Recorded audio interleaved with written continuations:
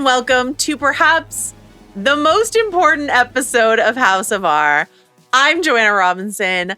Joining me today to talk about Buffy the Vampire Slayer Season 2, Part 1, it is Mallory Rubin. Mallory, how you doing? Oh, from now on, we're going to have a little less ritual and a little more fun around here. Let's see what's on TV. Quoting Spike already. But you didn't do the accent. I will at some point today be moved to attempt the accent. Exciting. Perhaps in our Spike-specific category. Oh my God, very exciting. But a Spike quote at the top. My gift from you, a Giles mug in my hand. The jade mug. It's absolutely beautiful. It's astonishing. It's resplendent. And I get to be here with you at long last in person to talk about Buffy. What a fucking privilege. What a day. Dare I say an honor. A rite of passage, I think. I agree. Before we get into Buffy, so we're doing Buffy Season 2 through episode 14 today, Yes. Innocence. So that is what is on the agenda today. So if you're like, I'm not done with that Right. part. Yes. Go watch it. Right. Up through 14. Yes. We will not be saying things, at least on purpose, about the rest of Season 2 today. We will have try not both to. Yes. watched I have! the back half of Season 2, but we will not be talking about that today. Contain yourself. Okay. Love you. You're so beautiful.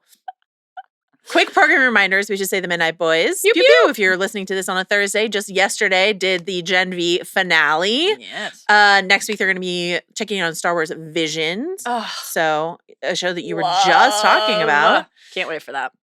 And we are doing Buffy Part 1 and Buffy Part 2 is what's on the agenda here. We'll do Yes. Buffy Part 2 next week. Yeah. No waiting. Very thrilled. soon. I'm thrilled. We got a lot of emails from listeners. The listeners are dialed in for the Buffy rewatch. They are very excited, and that makes me very excited. And every time I hear from someone who's like, Buffy's my favorite show, I can't believe you're finally watching it with Mallory, or I'm watching Buffy for the first time, it just like Incredible. sends me to the moon. So hobbitsanddragons@gmail.com if you haven't already. Send What us else your should- thoughts. What else should people know about sort of keeping in track with what we do, with what the Midnight Boys do, Pew, etc.? I would say follow along. Follow the pod on Spotify or wherever you get your podcasts. Great You idea. can watch full video episodes of House of R and Midnight Boys Pew Pew on the Spotify app, incredible stuff, and on the Ringerverse YouTube channel. So hit subscribe there as well. While you're at it, you can follow the Ringerverse on the social media platform if you're choosing. We're not here to tell you what that is. Do what you want. But we're there. You can find us there. And like Joe said, keep the emails coming. It's delightful to hear from you.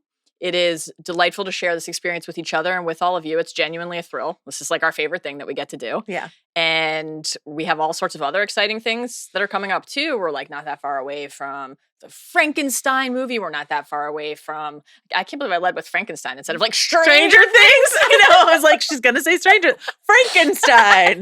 Hot Frankenstein who fucks. Great. Exactly. Okay. The Creature and then Vecna. We've got Stranger Things Season 4 rewatch pods coming still. We got new Season 5 pods coming. So we've got all this great stuff. It's going to be a busy holiday season for us. We'd love to hear from you. We have a really exciting Chris Nolan fall potential plan that I don't want to announce until it's done. I don't like to jinx those things, but we got a very exciting This update on that. podcast, which promised the Hall of Fame, will never again say anything out loud that we're not prepared to actually deliver.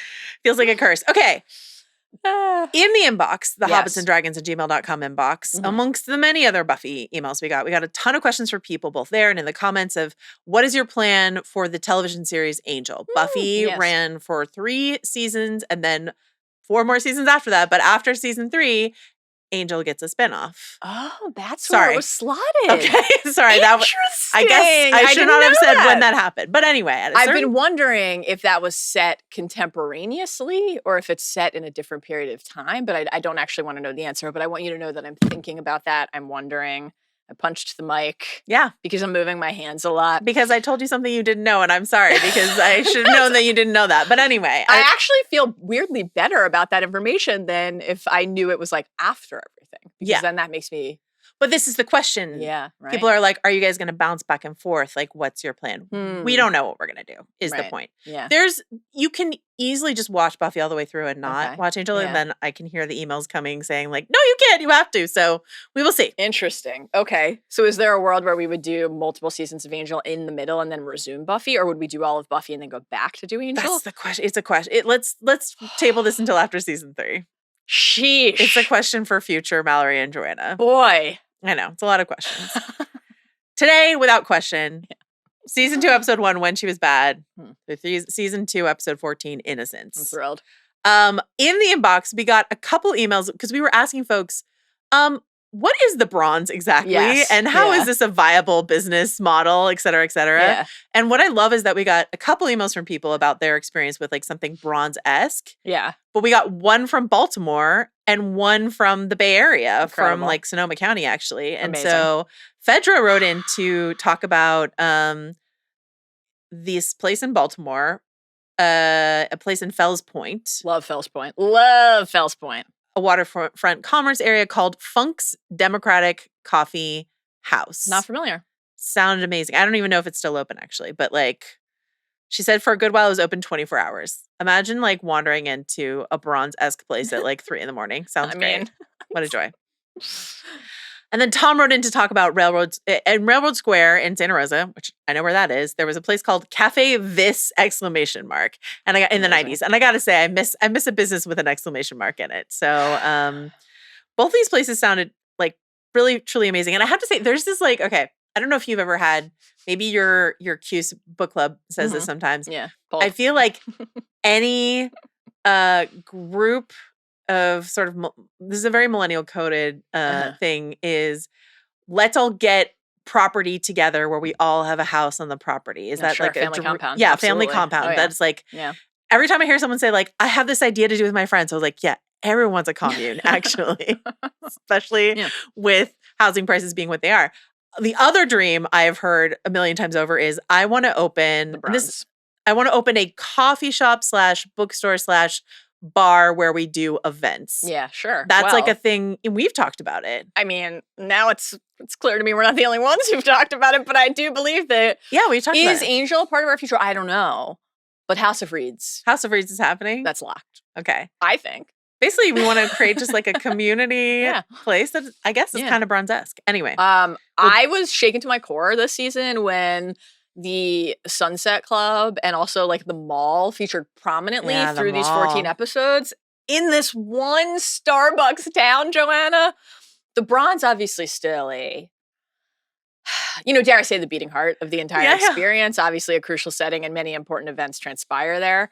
But when his name is Willie, his character's name is Willie, but I texted you. I sent you many emphatic text messages across these episodes, but I think my all caps Mocha Joe. Oh my God, it's Mocha Joe.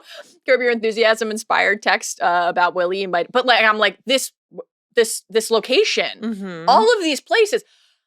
There's an ice skating rink. The ice skating rink. Well, I will have more commentary coming on the ice skating rink. How did Buffy and Angel get to the ice skating rink? Did he drive? What does he drive? I mean, we know he can't fly. Can't control the sunlight. That's established canon now. The only car we know about is Giles and Cordelia. So did Cordelia give Angel and Buffy a ride to the ice skating rink? I don't know. I have some questions. Great stuff. I have a lot of questions about that. And then Bruce, if everyone recalls, we had some notes on how to protect yourself against vampires in the year 2025. Yeah. Yes. Bruce said... Did we get a lot of emails about the umbrella holy water? Yeah, and everyone was like, this is a great idea. No, people were like, I'm into it. You guys are geniuses. Yeah. You're thought leaders and entrepreneurs and clearly destined to all be vampire perming from now on will feature this. It's an incredibly sexy that was the response I was hoping for and anticipating. To vampire lore, Okay. Bruce suggests, in a perhaps more traditionally sexy vampire way, getting crucifix tattoos all over the body, right? Would this work? I don't know. Is it just about the shape? What if can you put silver in the cross? You probably can. Like in the ink? Yeah, I bet you can. They can put all sorts of stuff in tattoo ink, right? People do like pet ashes and stuff. Yeah, they do. I saw that on I'm blanking on the show. I want to say it was I feel like it was Selling Sunset. I don't know for sure that it was Selling Sunset, but in my soul, I know that it was Selling Sunset. You could probably put other stuff in. I'm not a professional tattoo artist. No? Added to the list of things we're not, so I can't say for sure. But they put don't try this cremains in their tattoos? Yeah. So that you're like carrying a little piece of you don't think it's sweet? I support it. It doesn't seem like you support it. But me. You do support putting some sort of consecrated vampire warring element. Like, would you put holy water in the ink? We have the privilege, of course, of, I mean, we've got matching tattoos. I don't know why that was the angle I went for. Felt it right here. Wouldn't be the one it wouldn't be the one I would choose. We've got, not only did we get matching apple tattoos. You can't hear me because I'm not. We don't get out much. Pretty sure to lift your elbow over your head. You can watch House of R on video. So here you go. So Joanna and I got matching apple tattoos. Apple boards now and Mine's always. on my back. Joe's is on her back and is a green apple with a touch of red. Mine is on my arm here and is a red apple with a touch of green. Watercolor tattoos. Why not holy watercolor tattoo?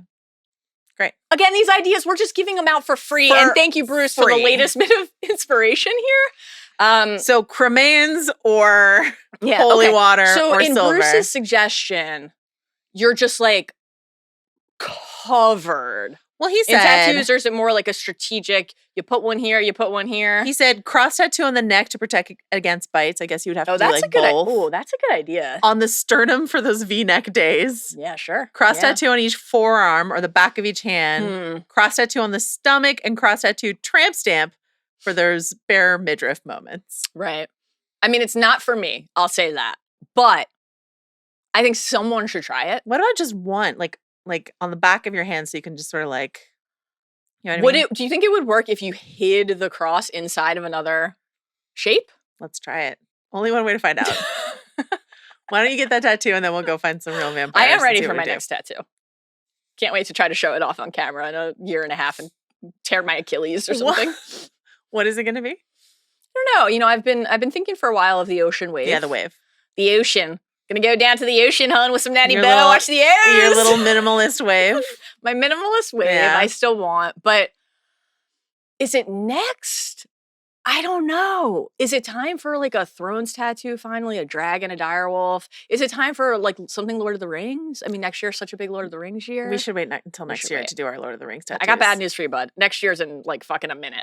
It's October 21st. hobbitsanddragons@gmail.com. When you're hearing this, it's October 23rd. hobbitsanddragons@gmail.com if you have ideas for what Mallory should get tattooed on her body next. Yeah. Great. I'm sure you'll just take whatever they come up with. All right. Let's go down to our opening snapshot. Fantastic. All right. So as we've already alluded to, Mallory did enjoy season 2. We'll get some top line thoughts from her. Just some quick factoids about Buffy season 2. Why tell not? Me. Aired from September 15th, 1997 to May 19th, 1998. Okay. Huge overturn in the writer's room. Barely anyone made it out of season 1 into season 2. Fascinating. This is what happened with Lost. This happens sometimes, right? Yeah. Most crucially, Marty Noxon joins the team and she has a huge impact on the show. She brings, if you've seen her other work, she brings a sort of like darker feminine rage to what she does. And we will continue to talk about Marty Noxon as we go forward. That's what people said when you joined this podcast. We will continue talking about, darker feminine rage. Actually, yes. Love that for me. Okay. Yeah. And then what the writers have said is that they saw how people responded to like the soapier stuff in season 1. Yeah. And they fucking loved it. Yes. And they're like, okay, I guess we'll lean into that. There's quite a bit of that here. So it's much soapier in season 2 by design because they were like, they didn't like our praying mantis lady as much as they liked the vampire and the Slayer yearning for each other. Got it.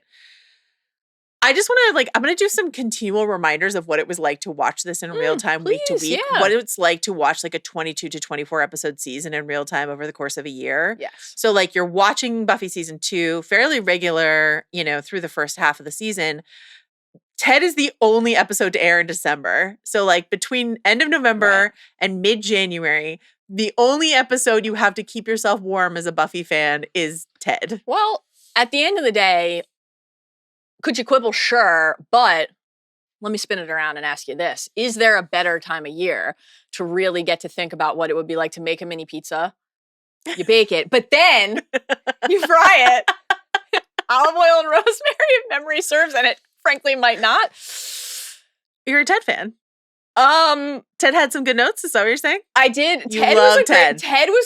I will say Ted was a cautionary tale of the like texting you in real time because I do believe I texted you. You're like, get it, Joyce. Get it, Joyce. When they were about to fuck on the kitchen island and then had to follow up a few minutes later with, never mind. Joyce. I have a lot of notes for Joyce in that episode. Sheesh. Boy. All right. It actually triggered me, I think, as a child in divorce. I was going to ask you. Yeah. Yeah. And that's, I mean, we're going to talk about the many, many metaphors of season 2 of Buffy, but what if your dad's new boyfriend was abusive and also a robot? Season 2 introduction of the phrase Scooby. Very productive at work, though. So, yeah, there you go. Introduction of the phrase Scooby Gang. Yes, this was a big one for me. Because I was like, did you know that? Yeah, yeah. And I was like, sort of like Leo pointing me. I'm like, oh my God, I said the thing. Because I had a moment after season 1 where I was like, is it possible this is just a term that fans use and is never actually said in the show? Though that did not seem likely to me. But yes, very exciting to have it. Scooby Gang and then eventually Scoobies. Like it is an in-show sort of thing. And then among many other people, and we'll talk about those people at length, but Seth Green is here. Oz. Thrilling stuff. He's recurring this season, but that will not be the case going forward, and that is very exciting. You knew Seth Green was in the show. I knew Seth Green was in the show. I did not know in what capacity or to what extent. I had maybe like a vague sense, I think, honestly, probably from like, perhaps something that works its way in the back of your mind of just like, as we talked about in our season 1 pod, while I didn't watch Buffy in real time, well, just mainline and CW. Right. WB stuff, content at the time. And I didn't call it content then because I was a child. I called it television. But, so seeing a lot of commercials and stuff. And I'm sure I had like just seen him with his guitar, Dingo's Ain't My Baby. That's like a thing I had heard. But I didn't know exactly how he was going to be deployed in the story. And what's funny is I did have a moment watching season 2 where I'm like, wait a minute. Then where did I know Seth Green from specifically at this moment in time? And then, of course, I was Austin Powers. Scott Evil. Yeah. Austin Powers. Which is like, around the same moment in time. Correct. So. Mallory Rubin. Before we get into other people who joined the cast of season 2 of Buffy the Vampire Slayer. Yeah. Are there other people? A couple other people we should talk about. Yeah. How did you find the first half of season 2? Oh, I thought this was great. I obviously won't say anything specific about the second chunk of season 2 that we'll be talking about in a couple days, which we have a lot to work through and was very impactful. I thought that these first 14 episodes were a lot of fun. I actually kind of I understood both from you priming me for a kind of leveling up, like a graduating into the next tier of excellence, that there was a change coming. Yeah. In terms of just the caliber of the thing that we were watching. I actually kind of like maybe a little bit as a like a transition phase that there were still some batshit like definitly could have been in season 1. Inca Mummy Girl is here. Reptile Boy, episodes in this stretch. It felt like a nice acclimation into the new phase, but there are some incredible episodes in this stretch, and we're going to talk about this a lot as we go, both in the categories, I think for sure, and just in the episode snapshots that we're going to do at the top. So I won't say anything beyond just saying that Innocence, episode 14, the episode that we're ending on, is my favorite episode of the series so far. Now, I've only seen 2 seasons, but that is my favorite one. I thought that was incredible. Yeah. And I really liked Surprise into Innocence. I liked the What's My Line 2-parter, Lie to Me, I thought was really good. Halloween was really fun. There are a lot of great episodes. And, we can segue right now into talking about the arrival of Spike and Drew, because it is a rare thing in life when something is this anticipated and this hyped and somehow still manages to exceed your expectations. Okay, so that thrills me because I was quite worried, and I was just talking to our producer Carlos beforehand. He was like, I'm worried that I think maybe Spike was overhyped for me.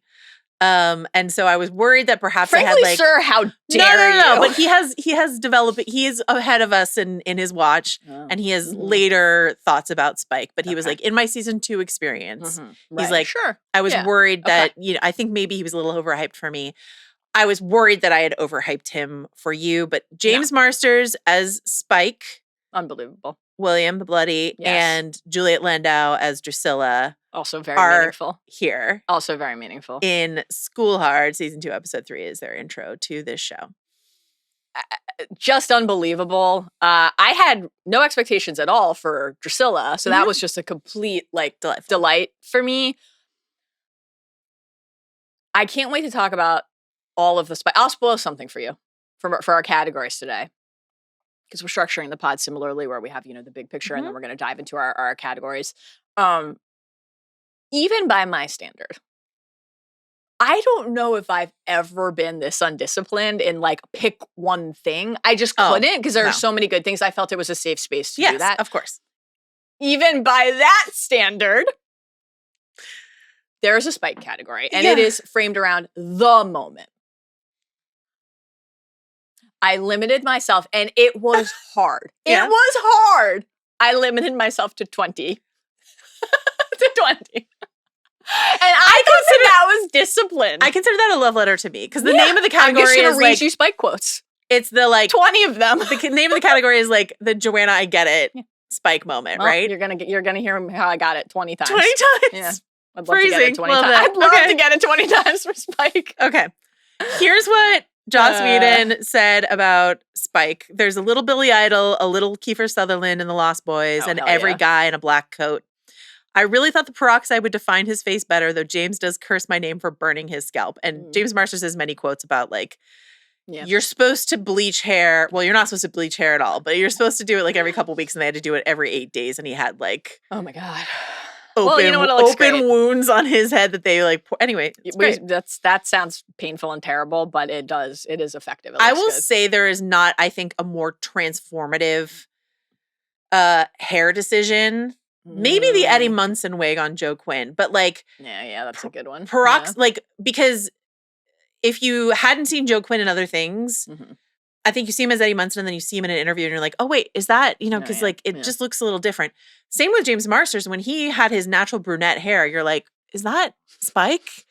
Now that James Marsters is a silver fox, all of a sudden you're just like, Spikey's back. And let me tell you, he's heavy on the convention circuit. Always in a tight black t-shirt and black jeans. He knows exactly what he's doing. He's giving the people what they want. Is he painting his nails still? I don't know. I'll have to take a closer look. Take a peek. But the silver hair is without the open wounds on his head, he's bringing the Spike energy back. I love that eyebrow scar too. Yeah, and that's his real scar that they and sort of enhanced it. And then they make it vamp it out. Great stuff. And that's the black t-shirt that he wore to audition in. Though apparently he auditioned with a Louisiana accent, and they're like, no, we're gonna have you do this fascinating British accent, which we'll talk about in a second. Spike, as we talked about on our recent Villains pod. Check it out if you haven't. Oh, you should really check it out. Spoiler alert, Spike's on there. Was supposed to die after 5 episodes, but he's too popular to kill. And I told a story about that on that podcast, which you can go listen to. But he comes in. I love School Hard. It's not one of the episodes we have singled out to talk about, though I have a reason to talk about it outside of the categories. But School Hard is an incredible character introduction. He crashes into the Sunnydale sign. The introduction of first Spike and then Drusilla wanders in. His encounter inside of the school. And I just love the way that Spike is used and Drusilla are used in this first half of the season because unlike the Master, who was stuck physically underground and just had to send minions out, good old fruit punch mouth. Spike and Drusilla can less so Drusilla until she gets her strength back, can interact with the outside world. And so you can use Spike inside of an episode like Halloween or Lie to Me, where he's just sort of out in the streets having a good time outside of that main half season arc of we need to get Drusilla better and then the what happens after that. You know what I mean? And so that's just a really great way to use a villain inside of a season, I think. Extra bonus in School Hard, not to spoil 2 of my 20 quotes that I will be reading. Maybe I'll sub them out in real time for 2 other quotes. But you took some fair and justified shots at the Anointed One in our season 1 pod. Here comes Spike. Mm-hmm. You're that anointed guy? I read about you. Absolutely incredible. How's the annoying one? Yeah, the annoying one.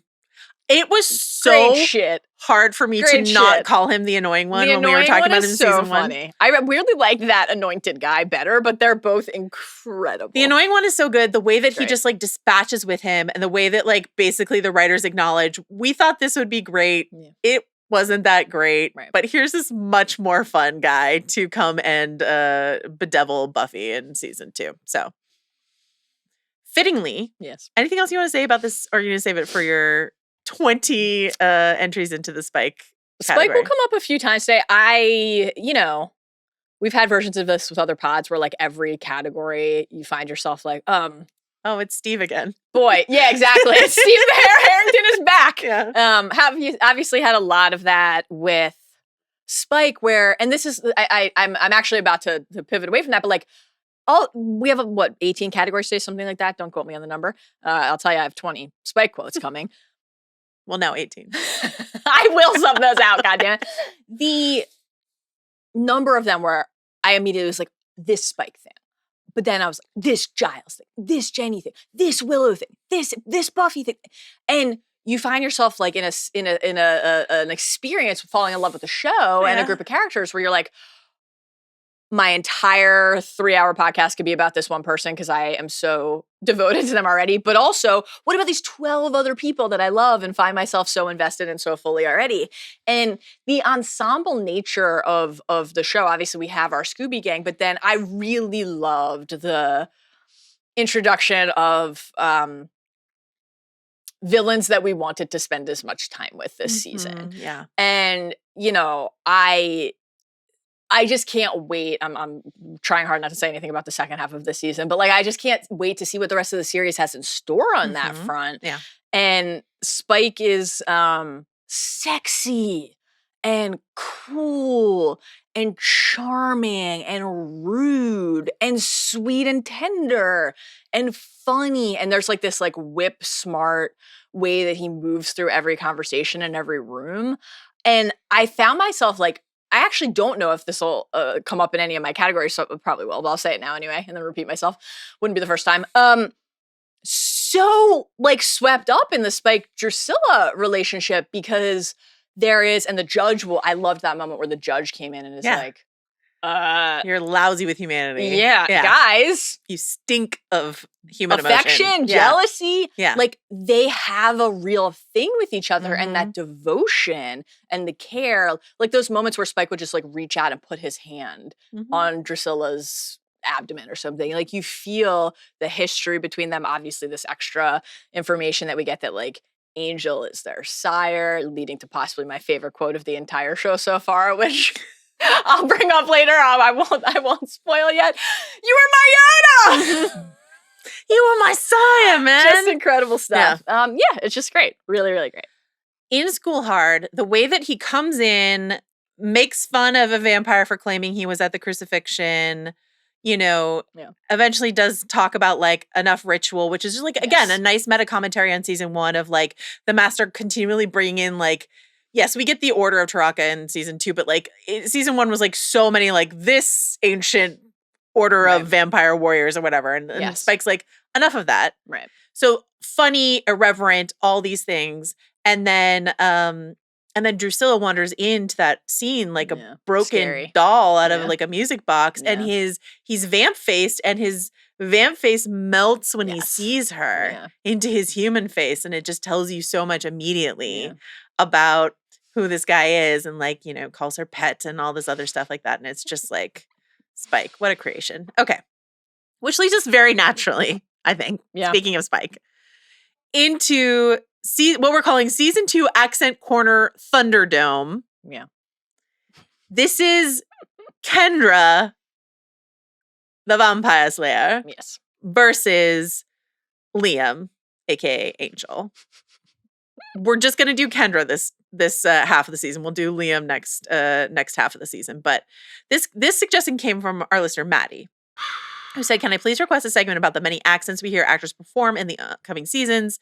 They range from impeccable Maddie, impeccable Spike to questionable Kendra to David Boreanaz. I would love to hear your thoughts on all of it." Oh man.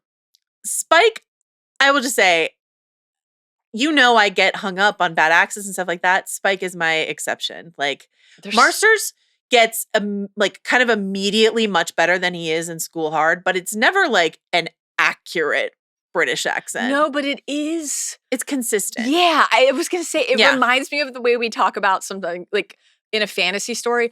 The rules of your universe can be whatever you want them to be. You just have to then stick to them. Like, I feel like he understood that part of it. That's what I would always say when I would talk about like Nicola Coster-Waldau doing Jaime Lannister is not doing the same accent that Lena Headey is, but it's the same. Yeah. Whereas Dinklage would wander all over the map, and I had some problems with it. Okay. Leading us back to Kendra, the Vampire Slayer. One of the worst accents that has ever existed. Astonishing stuff. It was a last minute change for the character. And the writers have claimed that they hired a dialect coach to teach her a very specific and obscure Jamaican accent.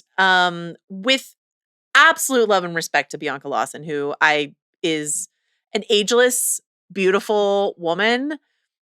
This accent is not it. Let's hear it or see it if you're watching this video. That's me favorite shirt. That's me only shirt.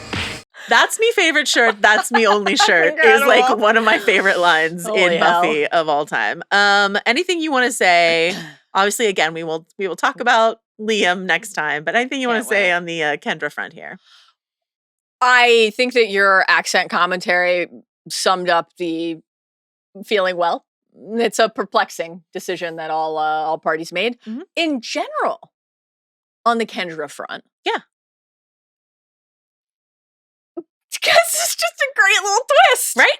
She died. Technically, she died. The loophole of Buffy's brief death. I mean, first of all, I liked in general, I really, really liked the way that Buffy's death and just more broadly experience with the Master carried into the season. Mm-hmm. The opening malaise and depressive state that also is kind of an angry state that we find Buffy in. I was going to say very Harry and Order of the Phoenix coded to me, but of course it would be the other way around. That would be very Buffy coded. Mm-hmm. I now realize. We're always all learning. I love that moment when Xander said, Buffy's always been different, and Willow said, she's never been mean. Yeah. But like it felt right that Buffy would be affected and changed in a way that was lasting by that and then have to work through that. Then Kendra comes in, and it's not only the like plot brilliance of saying, well, this is the way the mythology works. So when Buffy was face down in that filthy cave goo. Not the last puddle of goo that we will talk about today. Certainly not. I thought that was just like really surprising and interesting and creative. And then I love thematically and from a storytelling perspective, everything that it opened up. One of the things in general that I really liked across this stretch of episodes was the way that comps and parallels and mirrors were used. Mm-hmm. So, we'll talk about Giles. A spoiler, we'll talk about Giles a fuckload today, but obviously a big part of the Giles and Buffy journey in these 14 episodes is we have more in common than we realized, right? That's a huge part of it. You have something like Ampada, the titular Inca mummy girl. She's a chosen one. This idea of the chosen one and kind of a there but for the grace. Like, how could this really like subsume you and you could lose yourself completely? And then Kendra comes in and Buffy has these moments like saying to Willow, I wonder if it would be so bad. Right. To be replaced, or when she's talking to Angel and she's saying, I want a normal life, and then looks, and it's about Kendra and all of this, all the weight of it, but then looks in the mirror. And he's not there.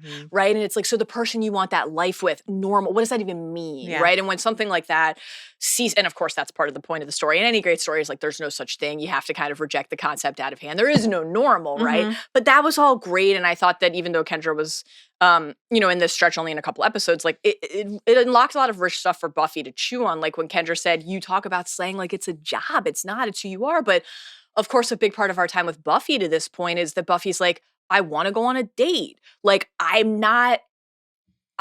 I don't really get to do career fair. Like, Right. what does that mean? And then once again, wrapping all of that up inside the high school experience of like career day yeah. is like, again, Buffy's in the high school years, Buffy's like absolute genius of like, it's so good. how, inside of this stretch, we get like foreign exchange students or Yes. home ec assignments or, Yes. whatever it is. It's like, it must have been so fun to sit in that writer's room and Oh my say, God. what are the hallmarks of a typical high school experience? Fantastic. And how can we make that a monster? And will Xander hardboil and then eat his egg? And the answer, folks, was yes. It's great. He did, Honestly, he did, and he did. Great Xander move. Incredible. And on the Xander front, it's like that was one of the things with Kendra too that I found very affecting. Like, she is absolutely astonished, befuddled that Buffy has friends. I know.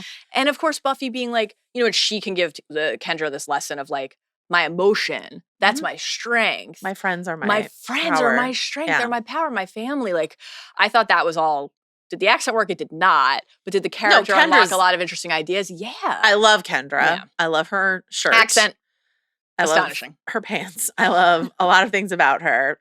Accent notwithstanding. And like, I do think Bianca's really good. I think the way that like, also the way that Buffy is jealous of her. The way that like, Giles is proud that Right. she's like, oh, you read the book, volume 6. Even I Mhm. couldn't get through it. It's a little stodgy. yeah. And Buffy's like, oh God. Shit, that's the Slayer he wanted. Right. Yeah.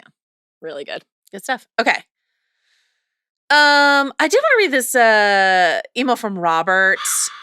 Something I love to do when we cover like older shows is like when people write in and talk about how much this story meant to them, right? Yeah. Yes. So we got a lot of those emails. So this one from Robert really got to me, right? Where Robert wrote, Buffy made it okay to talk funny, talk weird, talk pop, and talk in a stolen, sketchy British accent. It changed the lexicon forever. It inspired my friends and I to do our best balance humor and heart with the horrors of feeling inadequate or to find a way to stand up to the bully waiting at our locker every day. Buffy was a monolith for my queer friends, my geek friends, and my queer geeky friends. So excited to be heading on this journey again. I pulled out my box sets just in time for spooky season. So, Love that. Yeah. Oh, Robert. What a lovely email. the way that we're going to talk in a second about Dawson's Creek, which comes along here in the second half of season 2 of Buffy, is when Right. I forgot that Dawson's Creek was a mid-season replacement as well, the way that Buffy was. As you know, my mom and I were there on day 1. But like, well, you had to skip over Innocence to get to day 1 of Shocking. Dawson's, but Dawson's changed the language as well. Yes. And there was a way in which Joss Whedon speak and Kevin Williamson speak on Dawson's just like absolutely formed the way in which we talk. The same way I think about this a lot when I hear very online people talk and they sound so much like David and Alexis from Schitt's Creek. That show really Yeah. impacted the way Yeah. that people talk. And Yeah. so they're like these things that come along. And Buffy was one of those things. There is a it was one of my many choices for like, I don't know, favorite line or funniest moment or something like that. But like Xander saying Bitka is A, very funny, Incredible. but B, Bitka became a thing. Oh, I imagine You know so. what I mean? Yeah. And so it's just sort of like, you just start, That really made me laugh. you just, That's great. it's very good, but you just start talking that way. And so like, yeah, the way in which it can shape the way you talk Yeah, and then the way in man. which it just like, story provides refuge Yeah. for people who feel other, Yeah. alone, all that sort of stuff. So love that. Thank you so much. Keep those emails coming. Please. I read them, I cry. Also, thank you for all the emails we've gotten recently of people's cats. I mean, people always send us photos of cats and apples, and I love that for us. those Stranger Things cats. But we got some Stranger Things cats that were really, really good. Remarkable All the stuff. cats you guys sent are great, though. They're all queens and kings. Okay. This is a section where we talk about our favorites. We picked 2 episodes Mhm. to highlight. Obviously, one of them is going to be Innocence. It was Mallory's choice of what the other one would be. Well, Innocence was also your choice, but it was like Yes. inevitable that we would talk about Yes. Innocence. Yeah. But I was like, I suggested a couple, but I was like, which one do you want to pick? We kind of together Yeah. came up with, and I was actually surprised with this, and I'll tell you why. No. Season 2, episode 7, Lie to Me. Yeah. Written and directed by Joss Whedon. And to sort of refresh your memory, I'll read the actually sort of incorrectly phrased Wikipedia summary, which is a classmate from exciting. Buffy's previous school in Los Angeles shows up in town with a mysterious desire to meet the town's vampires. and they're human wannabe groupies. Well, that's not really true. The human wannabe groupies come with Ford, but I guess Wikipedia is trying not to spoil you. I don't know. But anyway, Lie to Me it was this rewatch that really elevated Lie to Me, which is not an episode that I actually have thought about as like a high ranking Buffy episode for me. Yeah. That was partially inspired by just sort of like the way in which I've been thinking about the show this time through, the way in which I've been anticipating getting to talk to you about it. But also my friend Jenny Youngs, who co-hosts the Buffering podcast, which I talk about all the time, wrote an original song for every single episode of Buffy the Vampire Slayer. And like some of them I just like, Elite. Not every single song has the episode title in it. I think that's true.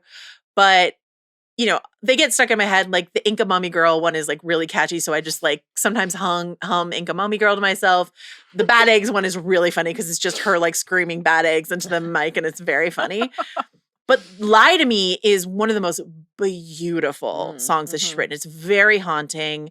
The first verse is about Angel. The second verse is about her friends. The refrains are, the refrain is lie to me. You lied to me. And then the last refrain is please lie to me, which is like how she approaches Giles at the end of the episode. Yeah. And every time I listen to that song, which is so beautiful, I get emotional. And so I like thinking about this, the way in which like Jenny's art about the show has impacted the way that I think about this episode. Yeah. And that's true for the way that people like recap or podcast about shows all the time. It can like alter your relationship to a story that you've consumed. So this is a great example of that. But it's a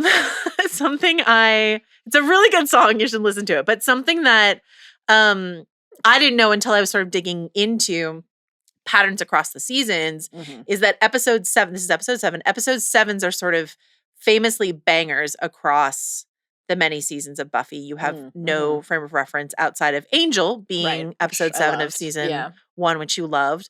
Lie to Me, Revelations for season 3, The Initiative. Don't worry about the initiative.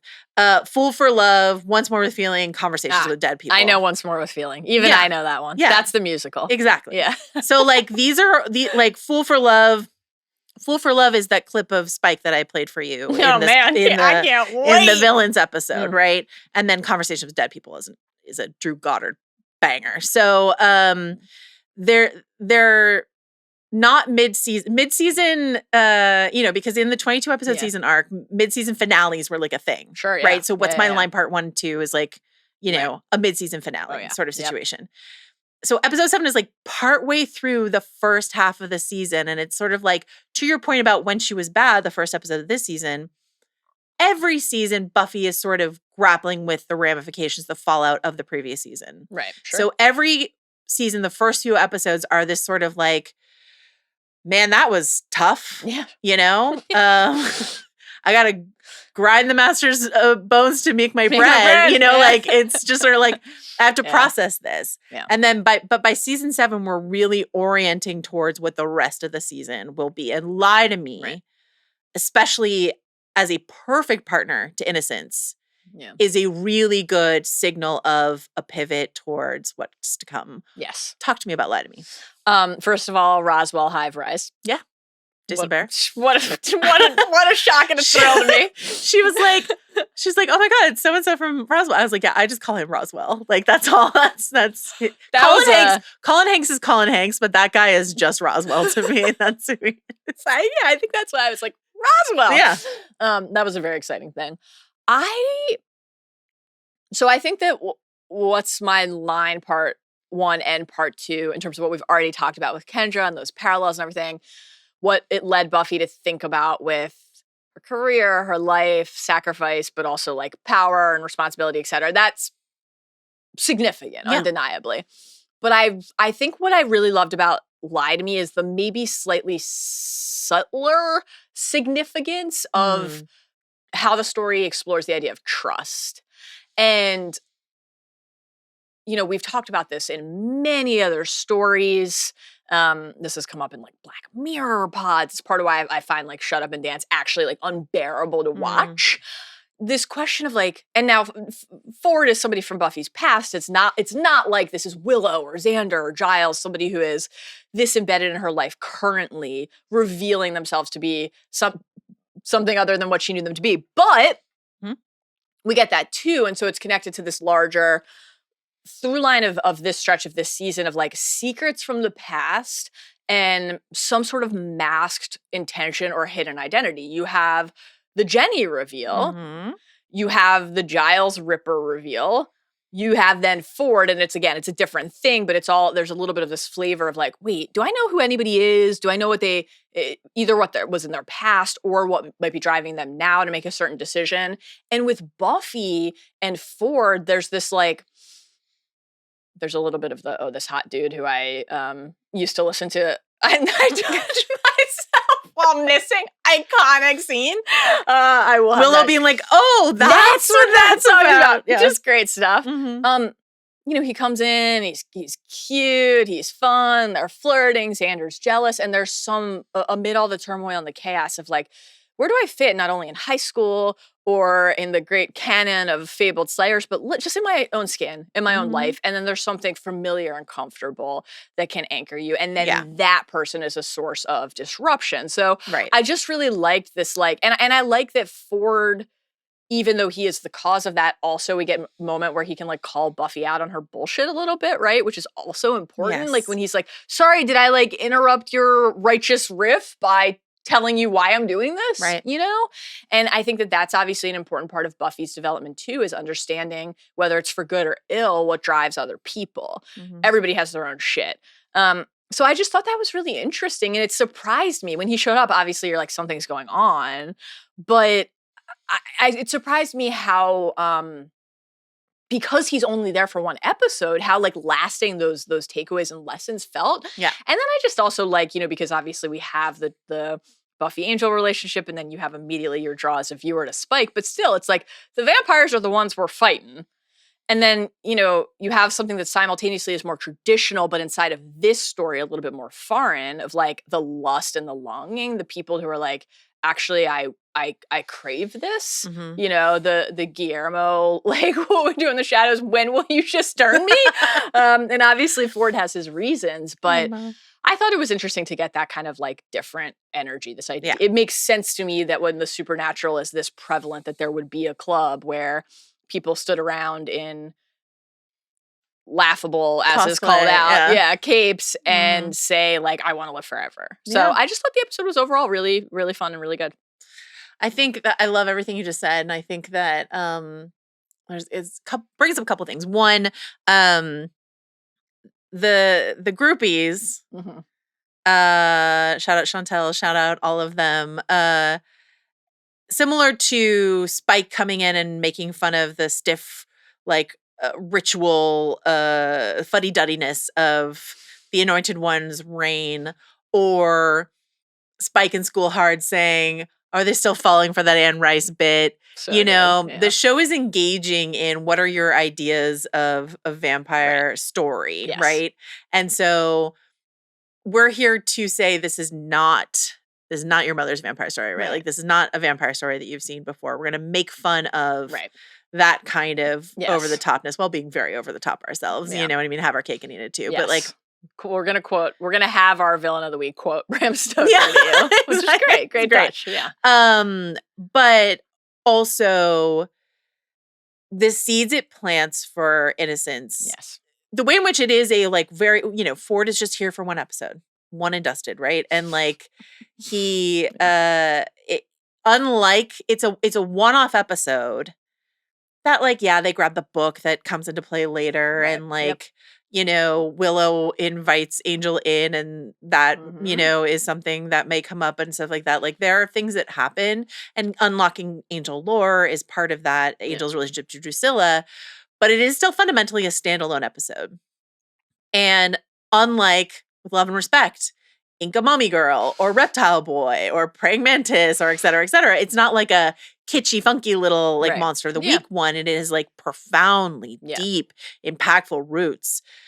The introduction of the people you trust the most Yeah. can hurt you the most, Right. obviously.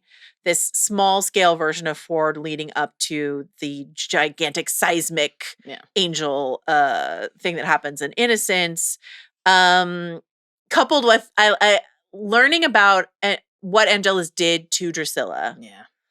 coupled with that little like fake preview we get of him in School Hard, which is already David Boreanaz having a lot of fun. A great little taste of like how much fun he'll have playing Angelus going forward. We're primed Yes. for Angelus to appear. We know how cruel, unnecessarily cruel he was. We didn't just read about it in a book. We see the evidence of it in Drusilla. Yes. And we know how fun he can be. Yes. We've seen a taste of it in School Hard. And all of that's in the mix here. And we get, this exchange between Angel and Buffy where he says, "Do you love me?" And she says, "What?" He said, "Do you?" And she says, "I love you. I don't know if I trust you." And he said, "Maybe you shouldn't do either." And once we've watched Innocence, we're like, yeah, Right. he's right. But you would not ever be able to tell Buffy that at this moment. Sure. So it's just an incredible episode. And then like the closing Giles The best. exchange. This season, really looking at it as a whole, which I've never done in this way before. Lie to Me, the Dark Age, the Giles sort of Ripper episode, and Innocence. And then we could talk about the rest of the season later, but like all end with these like exchange of Buffy to Giles giving each other grace and comfort and support. Yes. And it is completely earned and it never outstays its welcome. And it's always just like this scene with them standing over Ford's grave right before she stakes him. Do you want to talk about it? I thought this was lovely. I liked that like a couple episodes before this in episode 5, Willow calls out both Giles and Angel. Good old reptile boy. Good old. I got a lot of takes on reptile boy. You're killing her with the pressure. I mean, she's 16 going on 40, and you're going to live forever. You don't have time for a cup of coffee. And Giles building towards saying, from now on, no more pushing, no more prodding, just an inordinate amount of nudging because he is who he is and his role in her life is what it is. But also this kind of like acknowledgement, especially because we will have in the Dark Age, in the Ripper reveal, like, the overwhelming pressure of my destiny is a thing Giles will say about his own experience and the weight of his own role to play in the greater course of affairs. So in general, across the season, and like the conversation at the end of Innocence was like the best moment of these episodes, other than all of the Jenny Giles moments, all of which will be reflected in my categories today. Some great Jenny Giles stuff and Lie to Me as well. Mm-hmm. Put a pin in it. We'll be coming back to it. But when they're standing there and Buffy says, nothing's ever simple anymore. I'm constantly trying to work it out. Who to love or hate, who to trust. And it's just like, the more I know, the more confused I get. And you're waiting for the person on the other end of that of that line and that conversation to say like, no. But what does Giles do? He says, I believe that's called growing up. Right. And, we talk about this all the time. And Blink-182 is like, we should make a song. Man, I went through a real Blink-182 phase. I bet you did. Boy, when genre stories can just hit something that is so core to the experience of growing up, and this is why often, we love many forms of genre stories, but a coming-of-age story inside of a genre story is just the richest text. And Buffy's like, I'd like to stop then, okay? I know the feeling. Does it ever get easy? You mean life? Yeah, does it get easy? What do you want me to say? Lie to me. Yes, it's terribly simple. The good guys are always stalwart and true. The bad guys are easily distinguished by their pointy horns or black hats, and we always defeat them and save the day. No one ever dies, and everyone lives happily ever after. And I love the way, in general, the two of them, even when they're slightly at odds or slightly out of tune, or their ambition in a given moment is a little bit distinct from the other, they always say the true thing to each other, right? And so to frame it as lie to me, when in the process then of saying this like falsely cheerful thing, what are you actually doing? You're saying the true thing, which is like, your life is never going to be easy. It's always going to be hard. You're never going to know who you can trust. When you love somebody, that will turn into hate. And when you hate somebody, maybe it'll grow into love, because that's what it means to be alive. And that's what it means to have people in your life, whether you're the Slayer or not. And the relationship that they have I mean, it continues to be my favorite thing in the show. Like, obviously, I really, very badly when I watch Jenny and Giles together, want them to have sex. And I would like to watch it. That is a powerful feeling that I have while watching this television show. The thing that I care about as well is, and I think, you know, what's interesting is, like, I alluded earlier to being like a child of divorce, and I think maybe Ted actually, like, poking at some, oh my God, like when Joyce is like, you know, it's not always easy to, like, date when you're a single mom, right? Stuff like that. I'm like, maybe part of that. But I'm like watching those episodes, and a lot of these episodes this season, and I'm like, I would actually like a little bit more from Joyce in terms of supporting Buffy. But then I look at it, and I try to look at it from Joyce's perspective, and I'm like, well, she's not in possession of all the facts. And so what does she see and what does she think? And then, and now I'm spoiling another one of my picks, but like, then you build towards something like Buffy in her lowest low, and the fact that she goes from that conversation with Giles in the car, which is, again, my favorite moment so far, into that moment with Joyce on the Cuddled couch, up on the just couch, leaning against her. And they're in their, like, softest clothing. In their pajamas, watching TV, talking about, is it time to go shopping? And, like, Buffy feels so different and so changed in so many ways by this experience. And Joyce is like, you look the same to me. Because it's her kid. Yeah. You know, like, it's just the best. And so that paternal presence that Giles can provide, you've, even by your standard, really expertly named a couple categories today on this front. Without, not, it doesn't diminish from our ability to, like, process and think about the Joyce Buffy relationship. It kind of enhances it, because that's part of it too, is like, you find family in different forms. It doesn't necessarily mean you don't care about, like, that other person right there in your living room. It's just maybe someone else is giving you something you need. So I just think that's all great inside of the show. And I love that moment with Giles and Buffy at Ford's grave. And also, I should say, Ford's outfit, his burial outfit was really good. Who dressed him? Why did they bury him in Sunnydale? Don't his parents live somewhere else? Really good question. Who buried him? Who paid for that headstone? Who dressed him? Great question. I have some questions. No answers. I love everything you just said is so beautiful. I love the way in which Buffy is queer coded, but you can code it however you want to, in terms of, like, feeling like othered, feeling like you have a secret that you need to keep from your parents. Yes. And so wanting to connect with Joyce, but feeling like you can't tell her everything that is true about you. And what that does to their relationship. Yeah. It's not just the typical, like, mom, you're so strict or anything like that. There's just, like, a profoundly substantial part of Buffy's life. Who she is. Yeah. That Joyce doesn't know about. Right. And so thank God Giles is here. Yeah. But, like, you know. Okay. Let's talk about season 2, episode 14, Innocence, which we've already kind of started talking about. Yeah, we've talked about quite a bit. This is a fucking banger. Written and directed by Joss Whedon. Again, both of these episodes written and directed by Joss Whedon. After Buffy shares an intimate moment with Angel, which extinguishes, great language, his human soul, she is left with the realization that she must destroy the now evil Angel who is transformed into his previous persona of Angelus. Meanwhile, Giles' relationship with Jenny Calendar takes on a new twist when he discovers that she is a member of the Gypsy family who gave Angel his human soul. Very tough. The Romani are here. And Willow's hopes of a relationship with Xander are dashed when she discovers Xander and Cordelia's secret romance. Boy. Fun facts to know about how this all unfurled, because we get Innocence, like, Surprise and Innocence are basically a two-parter, and I don't know why they weren't named, like, Innocence Part 1 and Part 2, the way that What's My Line is Part 1 and Part 2. I don't, you know, or the finale of this season is a two-parter. Surprise aired on a Monday, which was Buffy's, like, previous night. And then Innocence aired the next day on Tuesday, because Buffy is moving to Tuesday nights, which is where it will stay for the rest of its... Tuesday is, like, iconically the Buffy night. There's a line from later...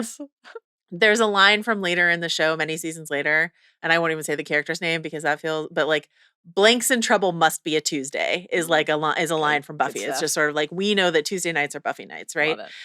It's also the introduction of, like, so this is the introduction of Buffy's move to Tuesday night. It's a back-to-back showing of very consequential storytelling. Yeah. It is the series premiere of Dawson's Creek Holy shit. is that Tuesday. Buffy, Innocence at 8 o'clock. Season 1, episode 1 of Dawson's Creek, 9 o'clock. That Buffy episode, Innocence, is the highest rated, most eyeballs on it episode of Buffy ever, which astonished me. But Jeez. finding out that it aired back to back, like you're ramping up Monday night into Tuesday night, that you've got this like hotly anticipated, I don't know why everyone was like excited about Dawson's Creek before it aired, but you and I both were there. Night one. You know, Night one. I remember it well. On the creek. Oh, yeah. You know, so like it was blocked with Dawson's, and then like in the next season, Dawson's moves to Wednesday, Felicity moves into that block. It becomes part of this like WB teen block programming, right? We're just sort of like, we're locking you down in the middle of the week to spend time with these teens. Eventually Roswell will come along, et cetera, et cetera. Jack and Jill, One Tree Hill, et cetera, et cetera.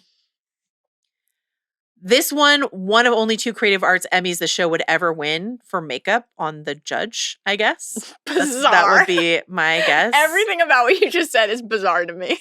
Buffy Wow. won 2 Creative Arts Emmys for this season, the makeup on The Judge and then score later in the season. Okay. And then it was only ever nominated for 1 Primetime Emmy, and it was for writing for a season 4 episode, which we will talk about in a bit.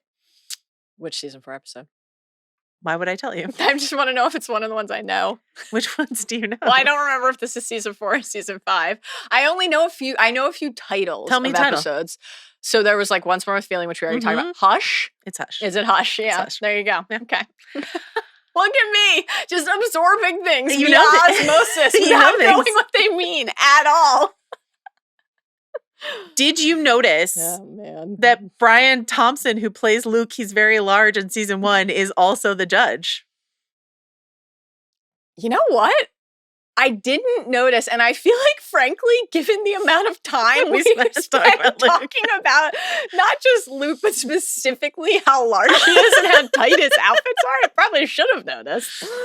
Yeah. Without you having to draw my attention to it, but I didn't. Brian maybe I was Thompson- distracted by the horns. Let's go with that. Sure. Yeah. This is there will be another actor who will show up as like 2 different monsters on the show. But yeah, anyway, we'll talk about that later. This is Joss's... Is one of them in Hush? No. How about Once More with Feeling? Nope. This is Joss's favorite episode of the series.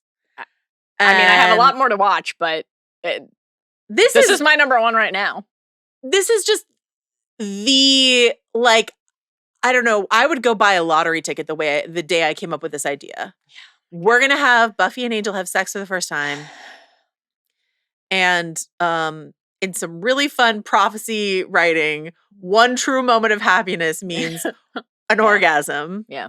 I think an orgasm with a person you love is sort of the idea. Like, he can have other orgasms, and I'm sure he has. But orgasms with the person you love, 1 true moment of happiness. And now Boreanaz gets to play a villain. This is a huge decision because, as we discussed in season 1, Boreanaz is like not the best actor on the show. I think he's the worst actor in season 1 of the regular actors, right? Easily.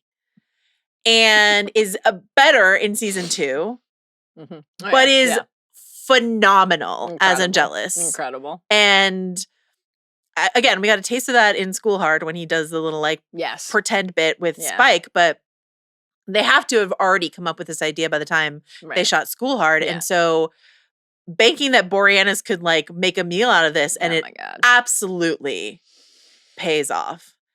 And I would just like you to imagine teenage me. Oh, Jesus. Yeah. Watching surprise end when Buffy's when Angel's out in the alley and he's like, Buffy, and you're like, what's gonna happen to Angel? Oh my God. And then we open Innocence with him not only killing this woman, but killing this woman, sucking the smoke out of her throat and blowing it out. The smoke was one of the true genius touches that I've ever seen in TV to like really cement for us what we were watching and what was happening. Obviously, we know he has like abstained from human blood and humans killing. And so just in theory, killing that woman and drinking her blood should have been enough, but it was the smoke. It was Yeah. the extended smoke. It's funny too because I really like Surprise. I thought that was a really good episode as well. Mhm. But I actually did have a moment when there's the lightning and the rain. He kind of pops out of bed and he goes out. He's clearly like in agony. yeah. It falls to the ground like a little bit of like a Shawshank, in the rain, Yeah, down on my knees gif. And I'm like, if he's in that much pain, why did he stop to put on clothes? Like, I was like, what is going on here? Great What is question. actually happening? I was like a little confused. All questions and concerns went away the second that Innocence started. And there's a lot of amazing, like you said, we've talked about a lot of it already, actually. But broadly, in some of the pods we did before we actually started your rewatch, my first watch, and did our season 1 pod, we talked about this a lot with our Stranger Things coverage, and then you beautifully sketched out in our season 1 pod how Buffy is like, there are a lot of texts that do this, but like the text for High School as Hell. High School as Hell, Yeah. for something about the experience of growing up or making your way through life in this heightened supernatural form. Mhm. There have been a lot of good versions of it already on the show, and I'm sure there are many to come. But this is it. Unbelievable. Yeah. The idea that falling in love with somebody, that taking that step, losing your virginity, having sex with somebody for the first time, being intimate with somebody for the first time, it's scary. Mhm. And it's scary in a lot of ways, but one of them, of course, is like, what if like we have sex and then they're not interested in me anymore, right? What if I am rejected? What if this is all an act What if that's what it was for? to get me into bed? Right. Yeah.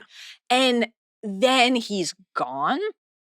And then when he returns, he says the things that you would be dreading hearing, right? I should have known you wouldn't be able to handle it. You have a lot of things to learn about men. Oh, I thought you were a pro. Oh my God. Like, and When she goes, I love you. And he goes, love you. love ya as he's heading out. That was I'll call you. savage. Yeah. So I think just like the idea of taking something where you're opening yourself up to hurt and rejection in so many different ways, and you make yourself that vulnerable, and then this happens. Just inside of the Buffy Angel relationship, that would be incredible. Mhm. Some of my favorite things in the episode, though, are watching Buffy with the other people in her life, because she's so ashamed. She's so ashamed. And Willow figuring out. that moment with Willow, because Willow's like, Giles, shut up. Like, Mhm. she figures out what's happened. Mhm. And then, of course, when the light bulb goes off for Giles, like, well, how would you know? Oh. Right. And these people know things about Buffy that, like we just talked about a few minutes ago, her own mother doesn't know, right? They understand something about her and her purpose and her role in this community and life in the world. This is not a thing she feels she can share with them because it's so private. And in that moment, to her, it feels not only so hurtful, but so humiliating. Right. And like the way that was explored, because there are so many different things in your life that can make you feel that way, I just thought was like really beautiful and moving and really expertly done. And like, I also just thought in terms of like the artistry of the episode, something like moving into this, I don't remember exactly where it was, like the middle-ish of the episode where there's this like very sexy slow flashback to Silk sheets and Clawda rings is what I call it. Yes. Angel with red bedding, by the way, is just another expert note. Where silk sheets and Clawda ring, where someone has like hit the light above the bed, so it's just sort of swinging around. Swinging lights, some very gentle calibrated moaning. Tasteful. And then it just like shrieks into horror prophecy again, right? And like all of those aspects in the episode too, just really fantastic. I just thought this was like, I love the other thing, like in terms of weaponizing that closeness. When Angel says to kill this girl, you have to love her. An all-time line of the show. To kill this girl, you have to love her is an insane line. Knowing someone is what allows you to hurt them. Again, which is like, the ground was laid for us and lie to me. Yes. And I think that like, so thank you so much. It means so much to me to watch you talk about Buffy in general, but Innocence specifically. Again, I was 16 when I watched this, so it was just like I wish I had that experience. Truly, genuinely, the writing in this episode is just like out of control. really good. Great, because like everything you're talking about plot wise is Yes. incredible. To kill this girl, you have to love her is just like an all-time great line. But even like Uncle Enos, shout out to Vincent Schiavelli, who I always think of as the subway ghost from Ghost, but he's been in a million things. I won't do the accent. Maybe I will. No, I won't. I think you should. I don't know. The Romani get enough problems in this episode, I'm sure. But to the modern man, vengeance is a verb, an idea, payback, one thing for another, like commerce, not with us. Vengeance is a living thing. It passes through generations. It commands. It kills. So good. Like, that's so good. Incredible. But this is the most dramatic, profound, like watching Buffy like sort of like collapse against a wall and whimper and give like 1,000-yard stare after like her first encounter with like really, really Angelus in the school. And then, the fight that we get in the mall. But then there's comedy bits too. There's like the great bit of Xander retaining his military knowledge from Halloween, which is an ongoing bit in the show. And it's like tremendously good. And this is something that Whedon said from the DVD commentary. The two things that matter the most to me, emotional resonance and rocket launchers. Party of Five, a brilliant show and often made me cry uncontrollably, suffered ultimately from a lack of rocket launchers. So like, speaking of prophecy language, shout out to No Weapon Forged. Yeah. Buffy. Takes an army. Buffy on the like, mall kiosk with the rocket launcher, an all-time iconic Buffy visual. The judge saying, What's that do? And then Angel and Drusilla jumping, like, fuck you, jumping out of the way. And Buffy just like letting her rip is just like really great. And then thanking Xander for getting her like the best birthday gift and stuff like that. Like the show has always something funny to do inside of something extremely painful and poignant, Does looking at guns make you want to have sex? I'm 17. Looking at linoleum makes me want to have sex was pretty high on my list of incredibly amusing things Xander said this season. It's astounding how much they put inside of this episode because everything we've described has not even like really touched upon the Jenny reveal, which you already mentioned, but like happens inside of this episode. Right? Giles saying, like, get out to Jenny. Like, all Still the sorts working of like through that. it. Tough. The Oz and Willow stuff. Oz and Willow in the van outside of the army base. Love. The way, the slow roll out of Oz. Yeah, really good. The like, who is that girl in Inca Mommy Girl? Of course. Yeah. The repeated, who is that girl in Halloween? Leading up to their What's My Line encounter. They, they're both very smart, like all of that. And then like her wrapped up in her Xander and Cordelia stuff, the like, she's devastated by this. And then he like lets her down in the most beautiful way, but in the way that he's just sort of like, but I'm in this for the long game. I want this, but I want it correctly. Like incredible. You live your whole life waiting to meet someone like Oz. It's a thing that I believe. See, in my fantasy, when I'm kissing you, you're kissing me. It's okay. I can wait. Ugh. Oz is very important to me. Oh my God. I love Oz. And then that smile on Willow's face, that appreciation of like actually being worth it to somebody, like just lovely. Lovely. Also worth mentioning that Buffy kicks Angel in the nards and we all cheer. It's a very important moment inside of the episode. His reaction to that was really funny. really, really funny. Really good. I love that fight scene in the mall too with the sprinklers going. Like all of that is really good. Can I just say back on the bronze beat? It's been too long since we mentioned the bronze. Nothing could have prepared me for the like, well, if I were gonna line up, I know where I'd go. And it not being the bronze. I was like, we're about to go back to the bronze. No. We're at the mall. Quest for Camelot is out in theaters. You gotta go see it. I can't believe it. We got a couple emails from listeners who I guess checked in on us talking about Battlestar over on the Prestige podcast, right? Who were on the Hooked front. Hell yeah. This is a series we did over on the Prestige TV podcast where we talked about like the episode of a show that hooked you. Yeah. Our listener Tyler was like, it's Innocence. Right. And makes a good point for why it's Innocence. That's very deep into the show to pick. Mallory's like, I picked a season 1 finale. You went all the way through halfway through season 2. I picked a season 1 finale and then spent the entire podcast saying, but start with the miniseries. It's all great. And then our listener Stacy also asked, like, what would you recommend? And I would say, like, interesting. You know, you're a completist, so you're going to start S1, E1. Yeah. Like, that's what you're going to do, right? Come on. Remember when you made me a spreadsheet color-coded of like the Doctor 50, 47 Doctor Who episodes I watched all of them anyway. That was before I knew you. Now I know not to even bother. You're going to watch them all. And all of Angel, I know that. But when will I watch Angel? It's a great question. Stay tuned. Oh man. I would say because we got emails from listeners saying like it's the premise of Hooked. I'm having a hard time getting someone I care about to get into Buffy because season 1's a little janky and you know it looks a little old and a little like dated and all this sort of stuff like that. Yeah. I would suggest, and this might be my spike Giles bias, edit on TikTok. Think about it. That's very on brand for Mallory. On brand for me, I'm going to say School Hard. I actually think it's School Hard because like I don't think it's season 2 episode 1 because season 2 episode 1 is so dependent on you understanding season 1. Yeah. But season 1 episode 3 School Hard, the introduction of Spike, everything the like Buffy crawling through the vents die hardness of that, Joyce showing like everything that happens in that Cordelia is really funny in School Hard. Like stuff.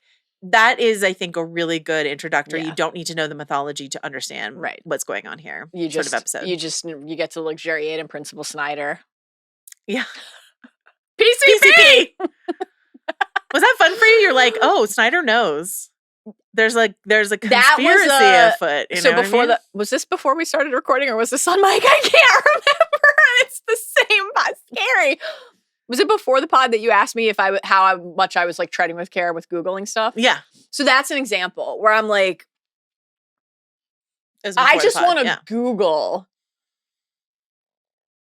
How does Principal Snyder know? Like, what's going on? What does Snyder know? Is he like a part of an organization? Like, what's going on? Because this is new to me that he is like has a certain level of understanding of what is transpiring, and that also so do other people like that detective he's talking to, right? So that's very interesting, and it took a lot of willpower to not look into that further because I was like, actually in part because I was really panicked that I had missed something. Oh yeah, and then I was like, just let it play out.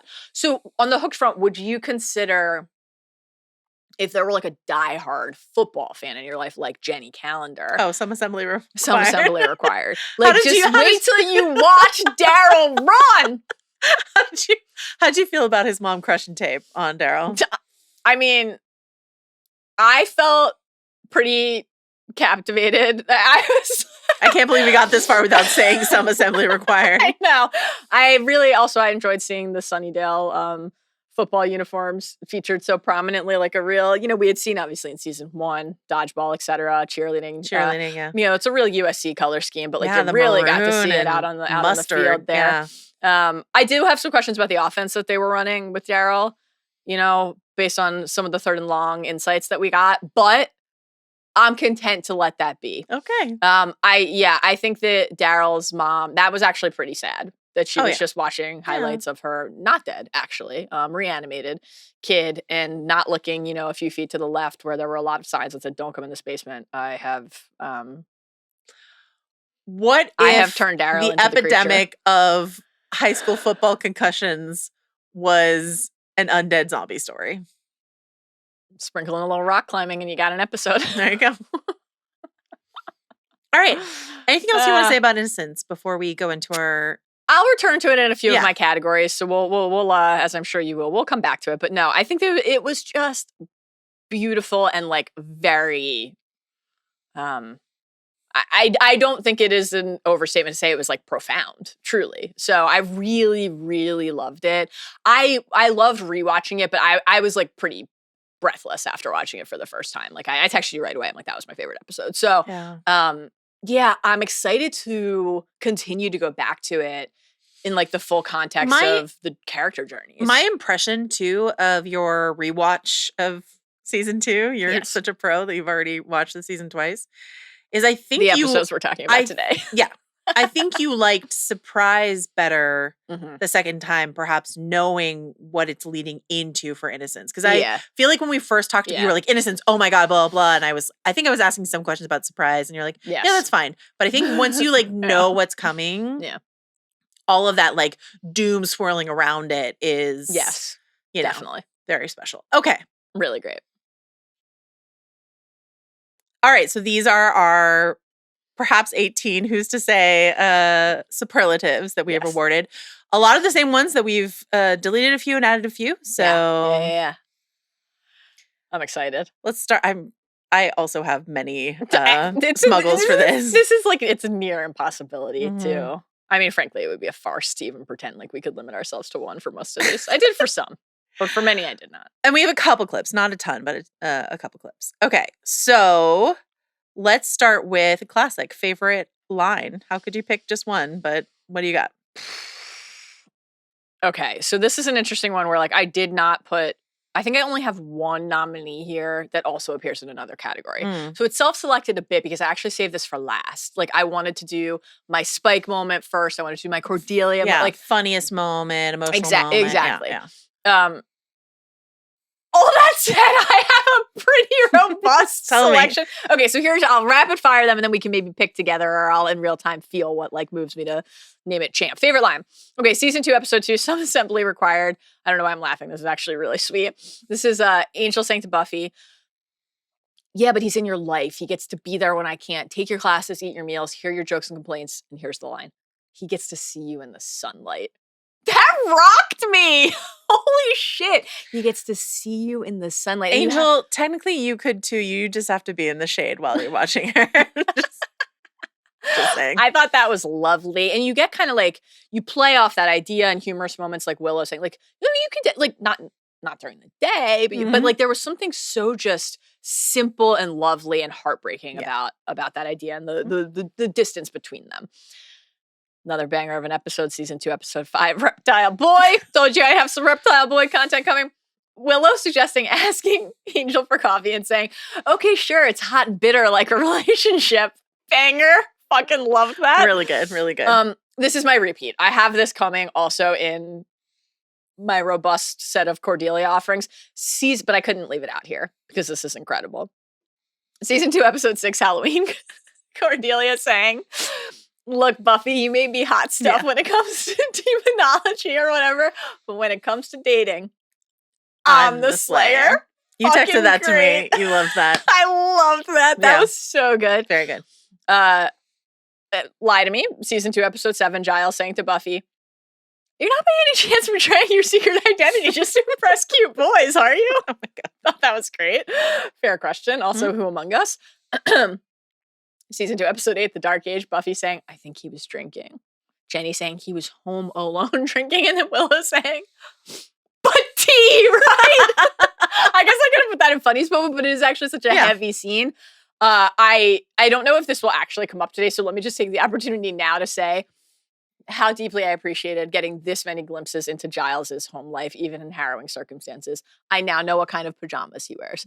I know what his bedding looks like. Really did some serious freeze frame action to try to get a closer look at the nightstand. Didn't get the insights that I wanted, but maybe one day. Dare to dream. And then the whiskey bottle, the lamp, all of it just... It's a great set. Fantastic. Season 2, episode 10, What's My Line, part 2. This I understand is iconic, right? This was a fun one where I'm like, I've heard a line that is iconic. This is how I felt about the Beat Me line in season 1. You can attack me. You can send assassins after me. That's fine, but nobody messes with my boyfriend. Nobody messes with my boyfriend. Great stuff. Very good. Same episode. I got a real kick out of Giles saying there are 43 churches in Sunnydale seems a little excessive. I don't know. I loved that. This was a great Buffy line when Kendra says, did anyone explain to you what secret identity means? And Buffy said, nope, must be in the handbook right next to the chapter on personality removal. Fucking savage. Loved it. Surprise. Season 2, episode 13, surprise. I enjoyed Buffy saying fixation on insignificant detail is a definite crush sign.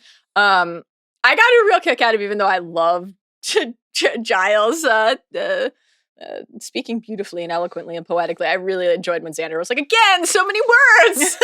Can't you just say we're in trouble? And then Giles says, go to class, Xander. He says, gone. Notice the economy of phrasing. Simple, direct. That was great. The Uncle Enyos, if this girl gives him 1 minute of happiness, it's 1 minute too much. Angel saying about Buffy's like, what if we die? And he says, you can't know, Buffy. Nobody can. That's just the deal.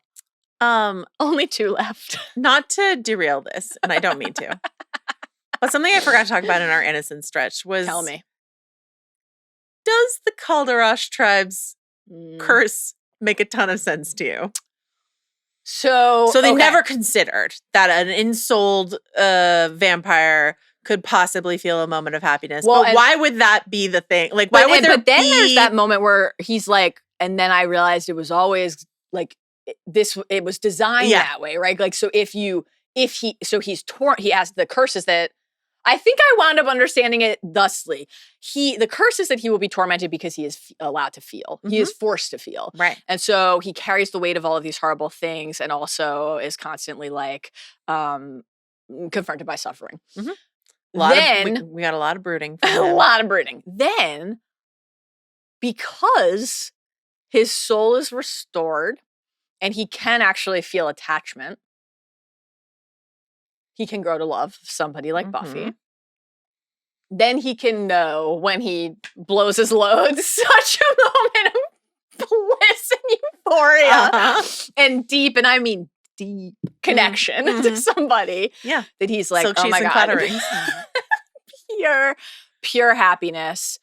And then because the curse became a blessing for a moment and he was allowed to feel joy instead of to suffer, it undoes itself and he's a bad guy again. Here's it's my a long note. road to get there. Here's my note for the Romani. How about he dies? He experienced a moment of true happiness, the little death, and then the final death. Little death because is the big death. Why would we unleash Angelus on the world again? Well, I like you've raised an interesting point and an interesting question, which is that they have. That's my main question. They have actually positioned him to do to others what he has done to them. It's a good note and it's one that they should consider if they're receiving feedback. Unfortunately, Enyos is dead, so... yeah, he got the wasn't good for you. Scrawled above the bed in blood. That's a tough one. Very, we're not interested in justice. We're here for vengeance. Like, very R-Pats. Matt Reeves. Yes. Batman coded. So I liked that. The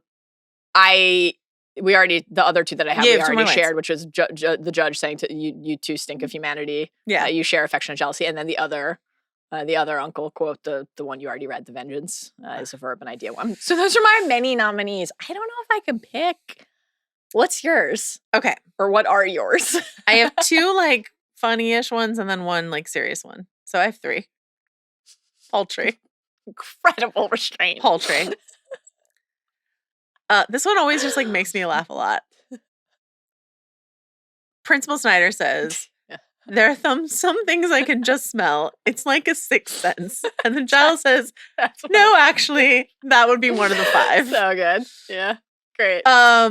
And then Giles in Ted says the subtext here is rapidly becoming text, which is something that is very useful. Yes. To use in any kind of conversation. Love that. But my juicier one is from Lie to Me.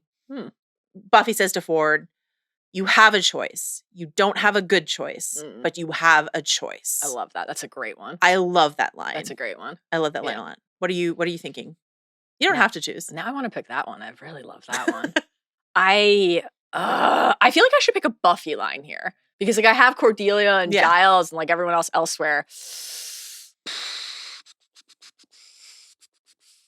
Maybe I'll go with Nobody Messes with My Boyfriend. Yeah. That was fucking great. That's killer. iconic. Yeah, let's go with that. Nobody messes with my boyfriend. All right. Best villain of the week, and the rules here is it's like a one and done sort of thing. So if you wanted to, you could pick, Impata herself, or Might be my runner-up. Is that who you pick? Who did you pick? We can move through this in 10 seconds because we've already talked about it. I'm picking Ford. I'm picking Ford. Yeah. For all the reasons we discussed. Impata's a great runner-up. I got Inca Mummy Girl gets quietly a banger. Well, we'll come back to that. Okay. Oh, interesting. The only other thing I'll add about Ford is just I thought that this quote, a couple more days and we'll get to do the two things every American teen should have the chance to do, die young and stay pretty, was so for good. a future WB star, very good line. Really, really good. And yeah, I'll be thinking forever about Willow saying, "Oh, so that's what that song is about." Incredible. All right, best fit. Oh man, this is tough without visuals to share with people. It's a really rich opportunity here. Oh, I'm having a real time new idea. Let me find. I'm gonna hit you with some. Okay. While you think. There are a lot. We get the first we only get it for a bit here, mid-season. Drusilla's red costume. Very good. After we're done with the long white nighty situation into the red costume. Kendra's prophetic tiny top, big pants combo, way ahead of its time. That's me only shirt. It's a good shirt. Yeah. Willow's Ghost of What Exactly Halloween costume. Incredible. The Ghost of What Exactly is one of my all-time favorite Giles lines, honestly. So good. And then, but actually I think my number one, and I can't remember if I nominated them in season 1. She wears them multiple times. I can't remember if it's also in season 1. The giraffe pants. She wears them in Surprise. She wears them Reptile Boy. In Reptile Boy.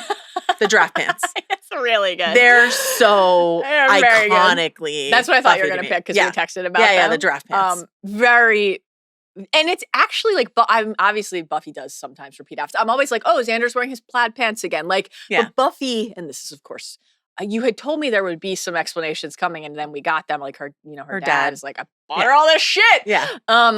She has so many outfits. I almost don't know how to process it.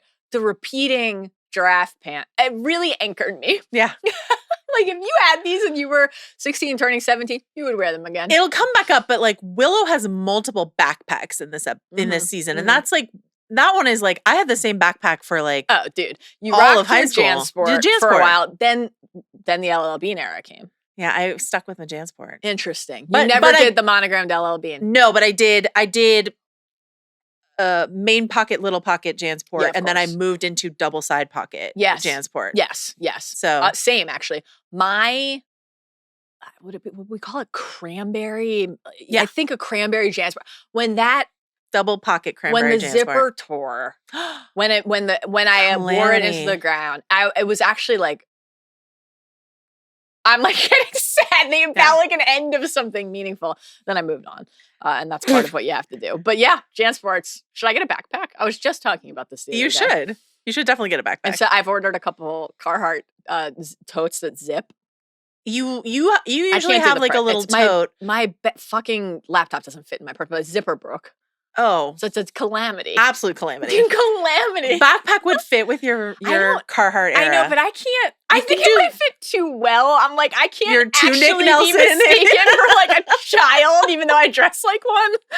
I'm really only relying on the deep bags and wrinkles around my eyes and shrinks of gray hair to reveal to people that I am not, in fact, a 16-year-old boy.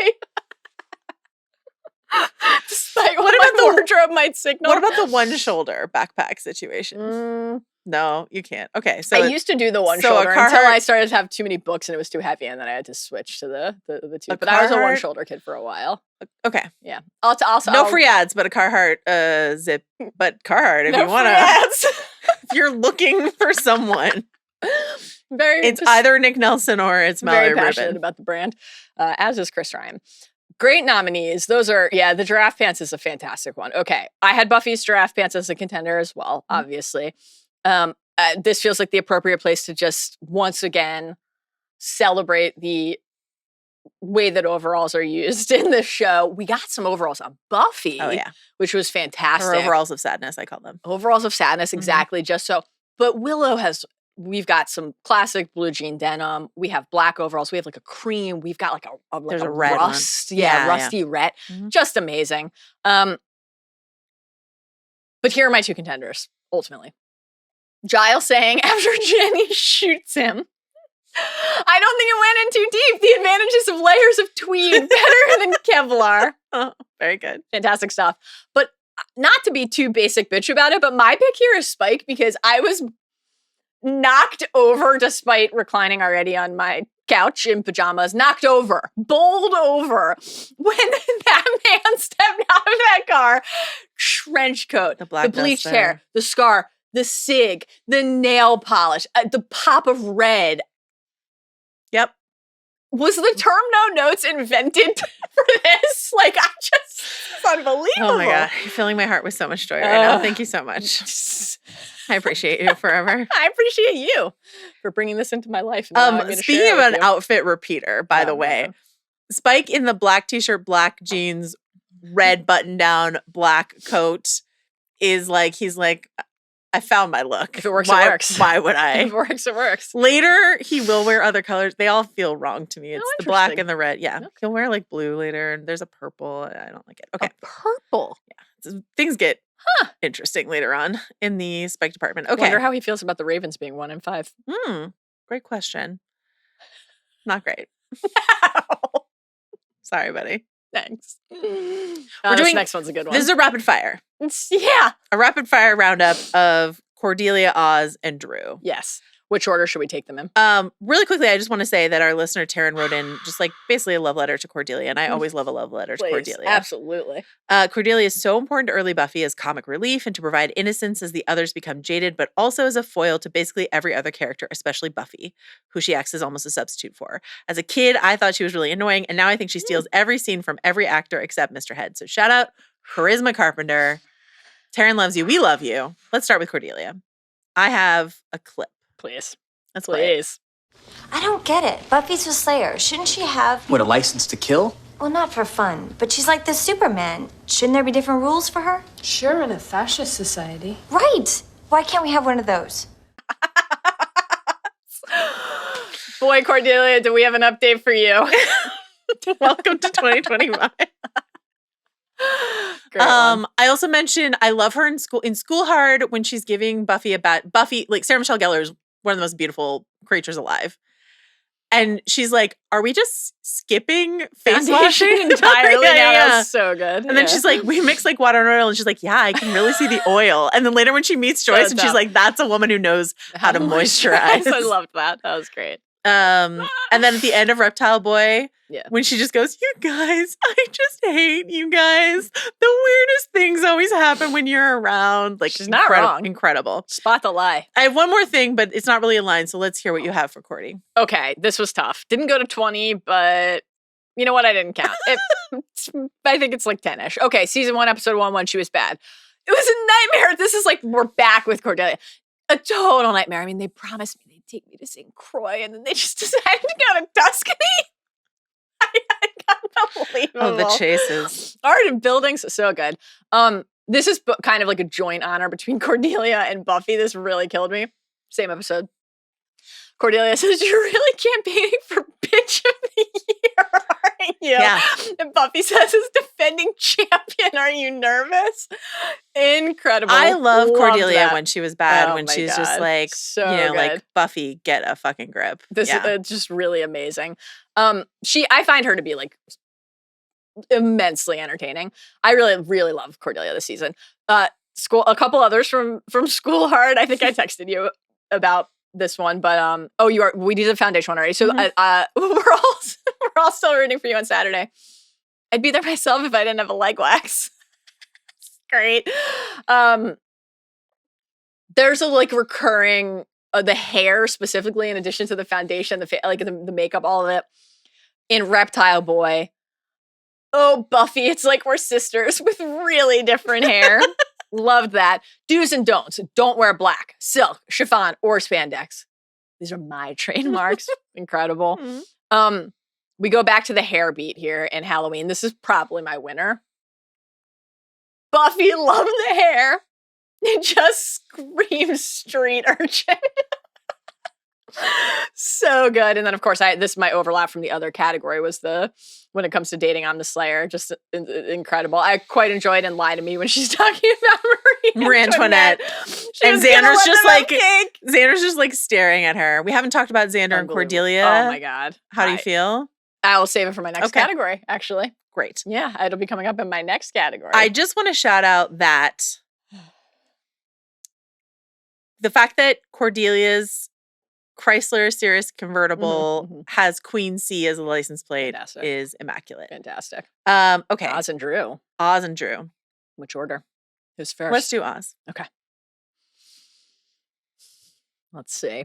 I think I already shared my winner, which was from Innocence. See, in my fantasy, when I'm kissing you, you're kissing me. It's okay. I can wait. Love. It's not the line from Innocence when he goes, arm? I did. I really like that. I really enjoy and surprise me. He's like, everybody just see that guy turn to dust. That's great. And the way he's like, actually explains a lot. Yeah. Love that. Yeah. In Surprise, actually, another moment in Surprise with Willow and Oz that I love. He's like, I'm going to ask you out. Right. And Will says, I'm going to say yes. And then he, does that help? Yeah. Like creates like a comfort zone. And then he does. And she's like, oh, I can't. And then he said, because of Buffy's party. Yeah. Well, see, I like that you're unpredictable. That's a great one. Yeah. And then with Cordelia in episode 6, Halloween, I love when she's like, is Mr. I'm the lead singer? I'm so great I don't have to show up for my date or even call. Going to be there. And Oz says, yeah, he's just going by Devin now. He's so kind of understated and mellow, but yeah, the wit is very sharp. Love us. When he gets shot in What's My Line, he says, I'm shot, wow, it's odd. It's really good. It's great. But in What's My Line, the animal crackers exchange. Yes. When he says, I mock you with my monkey pants. And she's like, the monkey's French. And he's like, yeah, all monkeys are French. Yeah. It's great incredible. Stuff. Do you like animal crackers? No, but I love that scene. Would not have been my snack of choice ever, but it is good. I enjoyed the commentary on the hippos as well. What do they think? Drusilla. A number of bangers, many of which will come up in the Spike category. So that allowed this to stay somewhat in control here. Another Lie to Me nominee here. Drew saying to Angel of Buffy, your heart stinks of her. Love that. That's probably my pick. I quite enjoyed in What's My Line Part 2 when Drew says, I was dreaming, and Spike says, of what, pet? We were in Paris. You had a branding iron. He says, I brought you something. And then she resumes, there were worms in my baguette. It's just like so weird and specifically Drewy. Same episode, What's My Line Part 2, when she's torturing Angel. Very good. My mommy ate lemons raw. She said she loved the way they made her mouth tingle. Like, really great. Invoking the horror of what he inflicted. And then in Surprise, when Spike says, do you like it, baby? And Drew says, it reeks of death. It'll be the best party ever. Those are my nominees. I'm going to go with Lie to Me. Spike and Drusilla. Spike says, are we feeling better then? Drusilla says, I'm naming all the stars. And he says, you can't see the stars, love. That's the ceiling. Also, it's day. I can see them, but I've named them all the same name. And there's terrible confusion. Absolutely bananas. Batshit crazy. Drusilla, you have to love her. That's a great Spike moment, too. Okay. Sensational stuff. When Willow cries, we cry. Sounds like we have the same thing. Willow finds out about Xander and Cordelia. They'll never recover from this. Never. You'd rather be with someone you hate than with me. That killed me. And on the heels of my take on Xander and Cordelia is like, I'm actually pretty into it. I feel like this will come up in one of our other categories. Actually, I have them coming up in 2 of my other categories, but like, it's a good, you probably wouldn't, this is like too toxic to write it this way now, but like, it's pretty entertaining to watch. The way the soap opera music swells, for their first few makeout sessions. It's like really, really good. Yeah. The season opens with I know. The ice cream cone moment. I hate that. Oh, interesting. Tell me why. Just because it like never really comes back. Do you know what I mean? And it's sort of like, I understand like Buffy's out of the picture. Yeah. But like, it never really comes back. And in this season, in a way that I can like connect. Mm-hmm. Do you know, like, would Xander do that? Right. That's very fair. It was like so. I mean, they're about to kiss. Yeah. Like first of all, you're invoking Daniel from Witness. You have my attention. Yeah. Yeah. One of my favorite movies. Like that, I was just like, it was very I turned cute. to Adam and I'm like, I'm sorry. Yeah. Is this happening right now? Is this like, for me? This is a Witness Yeah, reference? yeah. And the look, for Xander, obviously, like, I'm at the beginning of my Buffy journey. I'm 2 seasons in, so I don't know what the future holds. But I have they are a very familiar pair to me where it's like entirely possible to me that Xander at some point will be like, it actually was Willow all along. Sure. And it's entirely possible to me that will not be what happens. Right. And that the idea of this unrequited love for like a person who you're really close to and is super present in your life, your best friend, as he's always saying, and you are not for them what they are to you, is like core, I was going to say teenage text, but actually that like kind of never goes away, right? So I really like respond to that aspect of that relationship. Is it, we felt this way and it's not at the same time, or actually only one person felt that way? Either way, it's interesting to me. For Xander, I'm 17, like looking at linoleum makes me want to have sex. He's been very clear, and through these 14 episodes of season 2, is very clear of like, Willow's my best friend. I'm like, yeah, I'm taking Willow to the dance, but I'm not taking Willow to the dance. Is it that he is feeling in that moment for a second because Buffy's not gone, he's at sea, he's lost, something is present that all the other distractions like obscure? Or is it that he's just like, I like have a boner all the time because I'm a 17-year-old dude and like this beautiful woman would kiss me right now, right? And on Willow's face, it is unmistakably like, this is the thing I want the most in the world. It's finally happening. Yeah. And then like she tries when he's in a shitty mood a couple episodes later to call back to the ice cream by putting, I want to die inside. It's so painful. It's so painful. I want to die. And so when she says like it means you'd rather be with someone you hate than be with me, it killed me. And she's got the like, Gene stopped you, could it be the shame? There's like the classic humor there, but that is so raw. And the way that Allison Hannigan, again, like when her voice quivers, it's the Claire Danes effect where like I want to cry. I do love that they've introduced Oz into this season, and so we can just like finally dispel with the fiction that like nobody in high school would want to date fucking Allison Hannigan, like as if she's not absolutely gorgeous and adorable and all this sort of stuff like that. So I love that Oz is here. You'd rather be with someone else you hate than with me is really tough.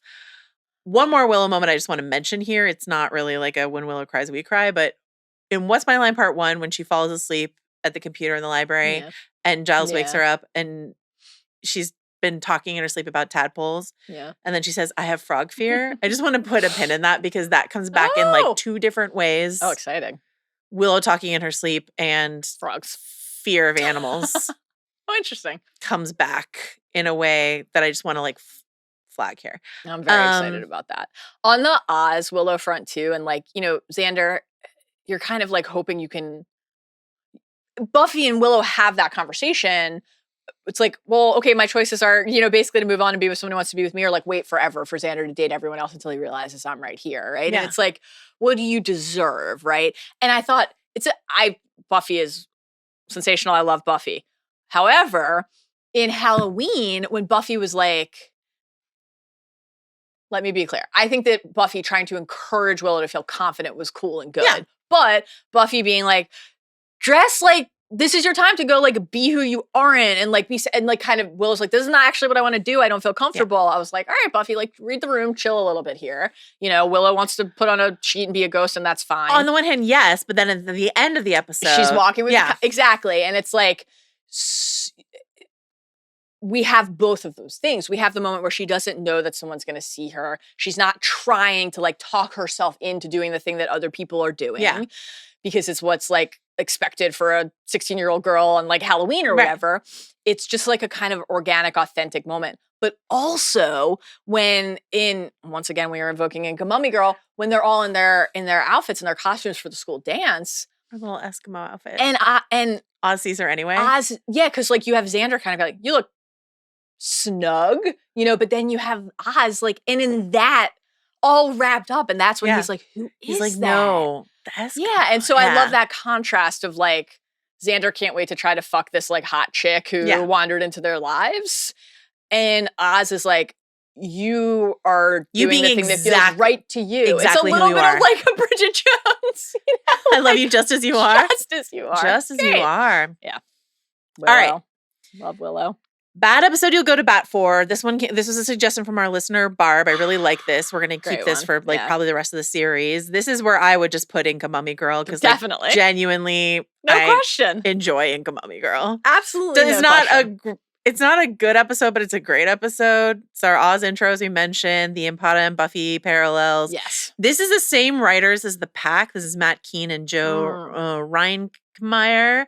And those are their only 2 episodes, The Pack and Inca Mummy Girl. Both really good Xander episodes. Yes. The best Xander episode isn't, but those are their only 2 episodes, and then they don't write again. And I think that's a shame because I think The Pack and Inca Mummy Girl, while both being like, what? Are also like kind of stealthily great. Yeah. Xander's best episode, I think, comes in season 3. It's written by someone else. But I feel like these guys like really had thoughts about Xander and who he should be and how they should explore him, you know? Yeah. My pick is Inca Mummy Girl as well. No question. I did want to ask you here in this category, I felt like the right place to ask you, what level of esteem is the Dark Age held in or not held in? The Ripper not held in. So then I think we can talk about it here for a second because like, first of all, of course, I will be compelled, like, when you texted me in all caps, Ripper! Because even just you hear that invoked by Ethan in Halloween, I'm like, what? And then, you know, everything that we learn about Giles in this episode and like we start with this idea of like the kids are talking about probably like tweed diapers, right? And then he builds like, I mean, when he rolled up his sleeve and I saw that he had a tattoo, I was like, is that your next tattoo? I need a private moment. My tattoo is not going to be the mark of Igon because I don't want to invite Vegan? But it might be a tattoo of Giles rolling up his sleeve to reveal that he has that tattoo. That was very powerful. Yeah. I did love the Buffy Giles. I'm so used to you being a grown-up and then I find out that you're a person most grown-ups are.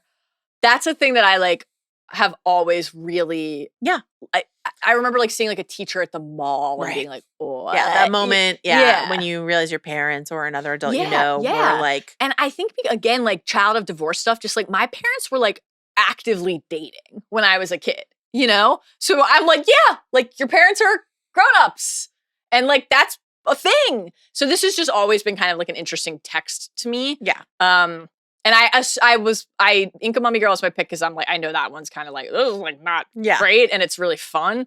But I'm not surprised that people are like the Dark Age is like mid, but I found plenty of I'll spoil my like, it definitely shows up in my, cringiest low budget moment. Oh, interesting. I think the Dark Age, like some of the goop stuff, and then Jenny's, that's not winning an Emmy for best makeup. Tough. Jenny's like dark elf look, like I just that's very tough. I'm not a fan. Yeah, fair. All right, totally fair. We're one away from horniest moment, which will feature a Mal clip. We have to get through best fight scene first. This to me is easily Angel and Buffy soaking wet in the mall in Innocence. Oh yeah, that's a good one. Yeah. That's a good one. I decided to honor the spirit of the prompt instead of the... Like a verbal spat? Correct. I was like, this is maybe if we haven't yet where we can talk about Xander and Cordelia. So I just want to shout out... Have you round up a few great insults? I do have a couple, not that many actually, but because like bad eggs, it actually gets, it's serious. Like you go from like, this would work a lot better for me if you didn't talk to Cordelia saying it would work a lot better for me with the lights off. It's actually like, you're like entertained, but kind of like repelled and it's painful. But then Xander saying we're repulsed by each other. Like we hide from our friends. It's serious. Before that though, in episode 10, What's My Line Part 2, when Xander says to Cordelia, I hate to burst your bubble, but you don't inspire me to spring for a dinner over at Bucky's Fondue Hut. That really killed me. I thought that was very, Add that to very list good. of your Sunnydale Yeah, establishments. exactly. Bucky's fun too, huh? Take us there when. That was great. The use of maggots in the Xander Cordelia courtship is quite harrowing. I actually have some like questions about would the worms, like would the maggots keep going under the door into the adhesive stuff? Like wouldn't like lead maggot be like, my dudes, right? chill? Do It they talk? feels like- Do the separate bug It feels like they should. They should be like a It's- hive mind communicating. but They're one part of leader? the whole.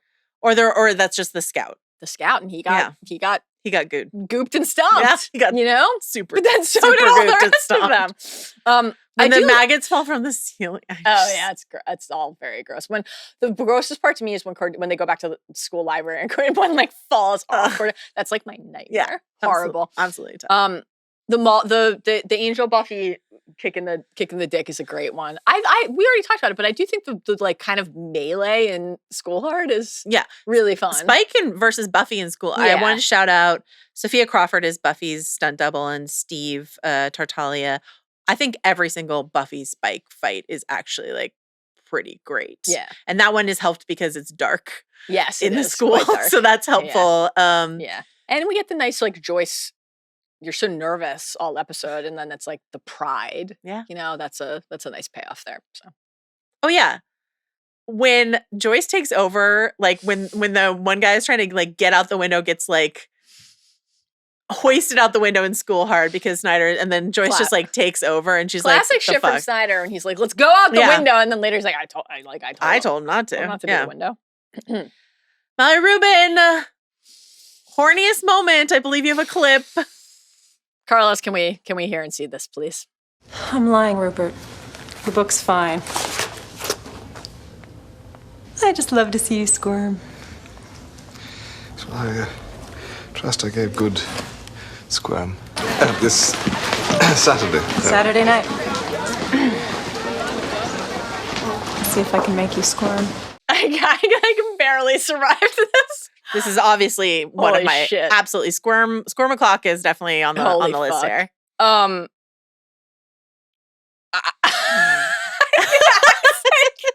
Something full disclosure, our producer Carlos, before we started recording, told Mallory that he told both of us, but it's not my fault. Told Mallory he now has like an irresponsible number of horny Giles clips on his computer. Yeah, and it's like thanks we're only to- midway through season 2.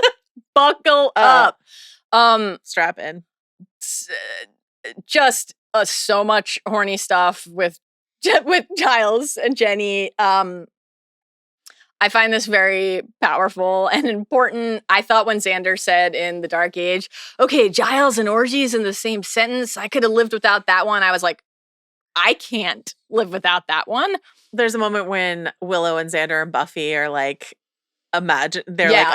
And I'm like, I am imagining and it. then they're like, ew. And they all walk Come away. on. Like, guys, No. we're all thinking about them They're fucking. teenagers. And when I was a teenager, I would have been thinking about them fucking too.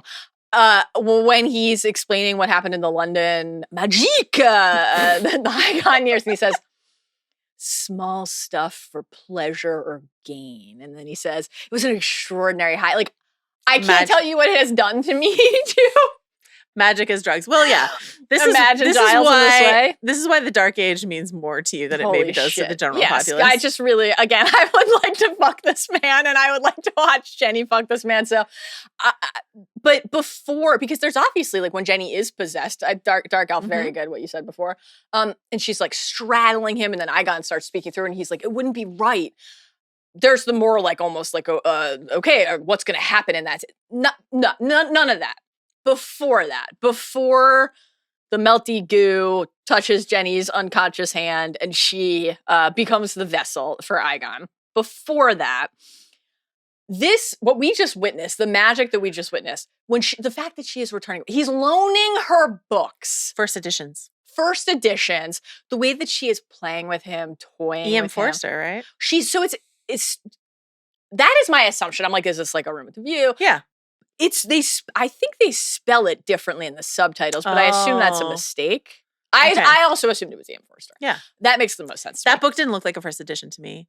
And also, if it's a first edition Ian Forster, I'm A, not lending it out, but B, if I'm lending it out, it's coming in like a little bag. You know what I mean? She just has it like raw dogging in her knapsack. It's a great like come over and read it. Yeah. Come over. I've got a first edition Like, of The it doesn't Enforcer. travel, but you're Yeah. welcome to come here Yeah. and read it.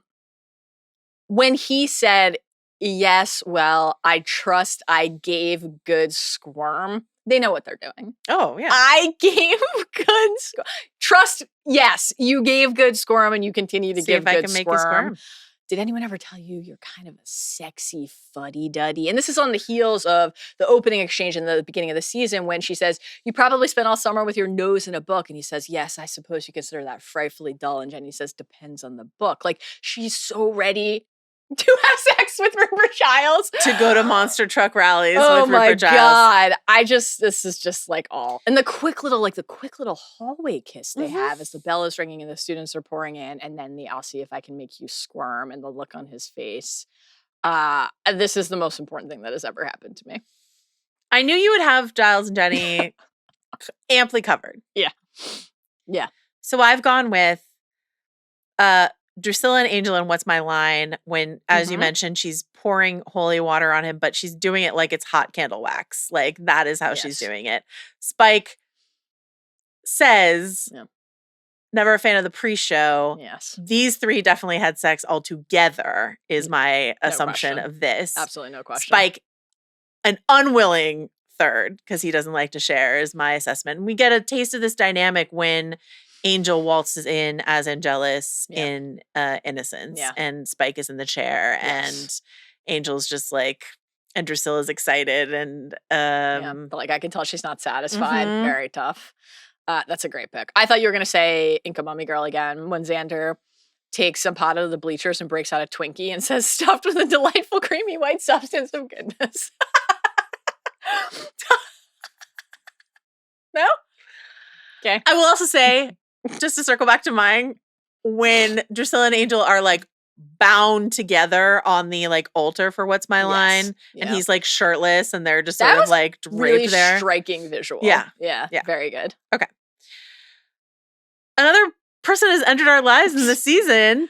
This is a category where I feel like I'm like, Jonathan must be a meaningful part of my future. Danny Strong as Jonathan is here. Yeah. I just love Shout in this out season, Billions. I just love in this Not season, Gargoyle. he shows up in 6 different episodes. Also, Larry is a guy who shows up, you know, like we're starting to get like high school students who repeat. So it feels like it's not just the Scooby Gang inside of this world. To you know, the halls there. Yeah. We met Harmony, which is like one of Cordelia's sort of like, you know, so like we're starting to meet these characters. And I just love that they just like hit Jonathan in 6 different episodes in these little mini moments. And it's just sort of like, let's get Danny in to do this scene. Why not? So he's in 3 episodes in this stretch. What is your favorite use of Jonathan inside of this stretch? All right, so it's a tie for me between in Inga Mummy Girl. Yeah. Your hands feel kind of rough. Which is very funny in a vacuum, but feels kind of like a callback to me to the she-mantis here in serrated hands, which I loved. And then in What's My Line, part 2, after the Taraka bounty hunter shootout and holding him hostage at like tiny knife point. And he's like, was that a demonstration? That's just great. I loved that. All right. Most 1998 thing, or 97 if you prefer. Mine is a lot of fashion based.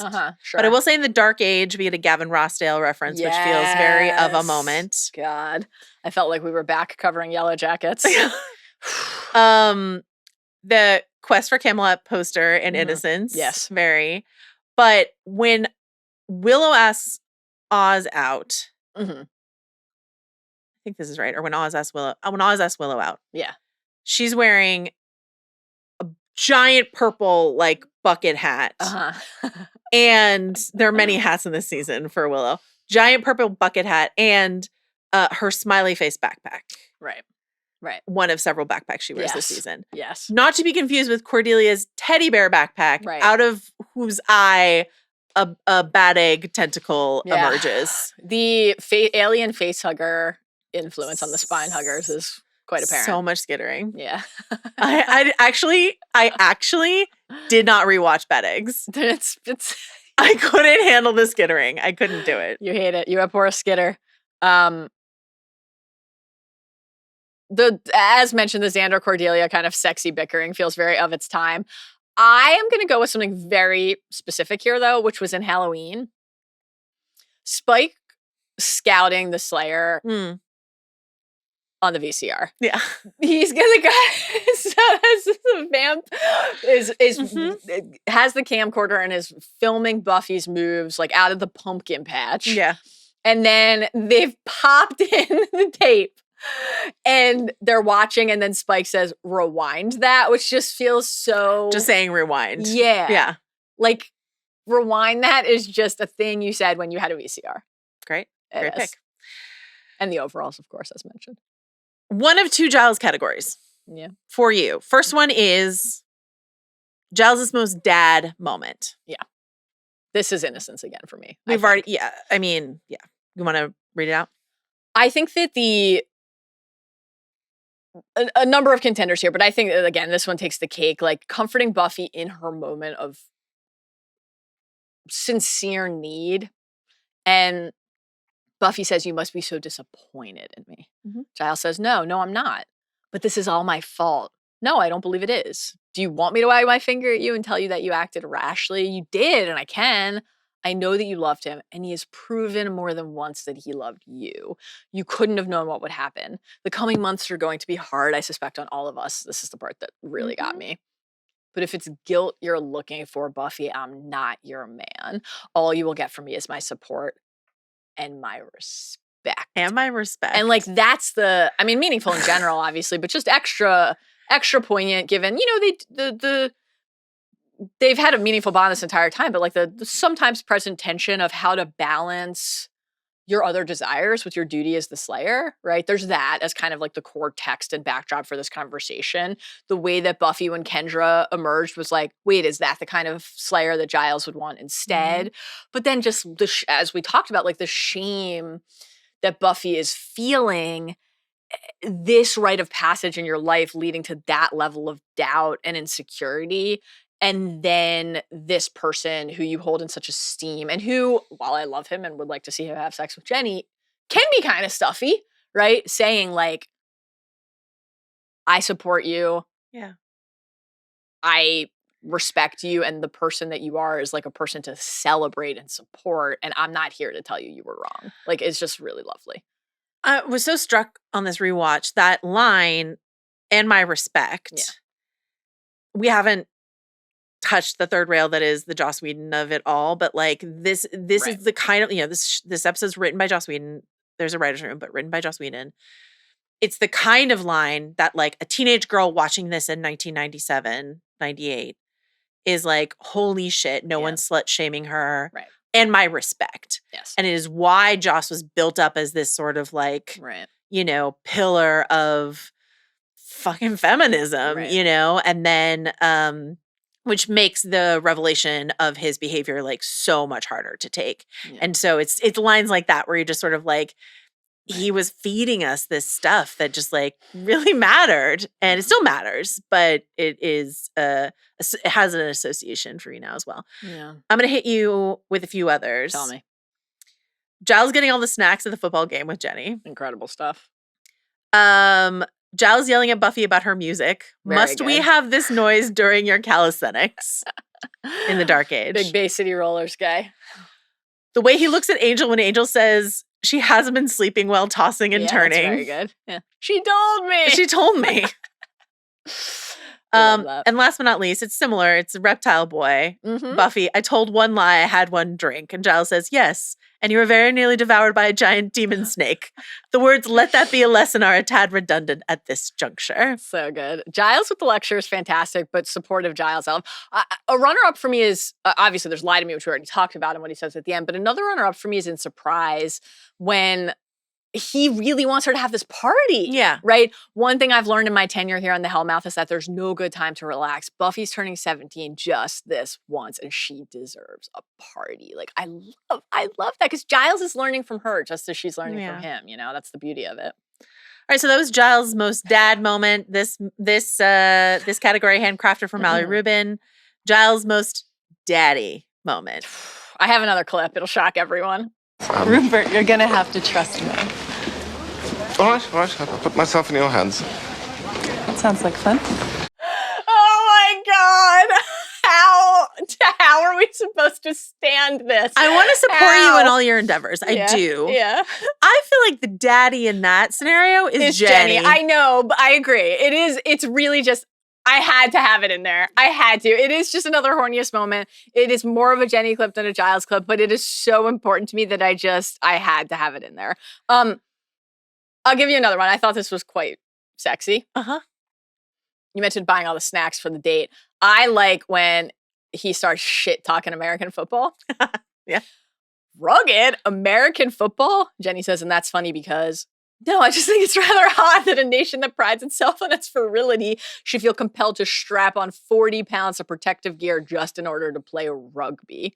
Incredible stuff. Ted Lasso prep. Yeah. Anthony, you're never going to look at Anthony Stewart Head and Ted Lasso the same way.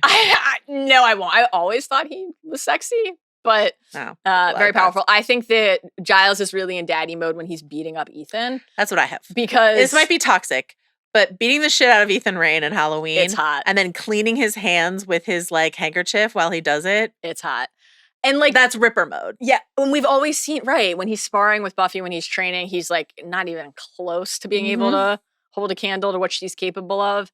And then he just handled that man. Kicks the shit out of Ethan Rain. So I really honestly, frankly, just wanted an excuse to play that pick. What? But it is beating up Ethan is the daddy pick. And even though he's in a state of complete turmoil, rolling up the sleeve.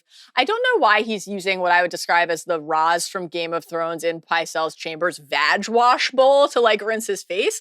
I don't know why that's his move, but it did allow him to I don't know why.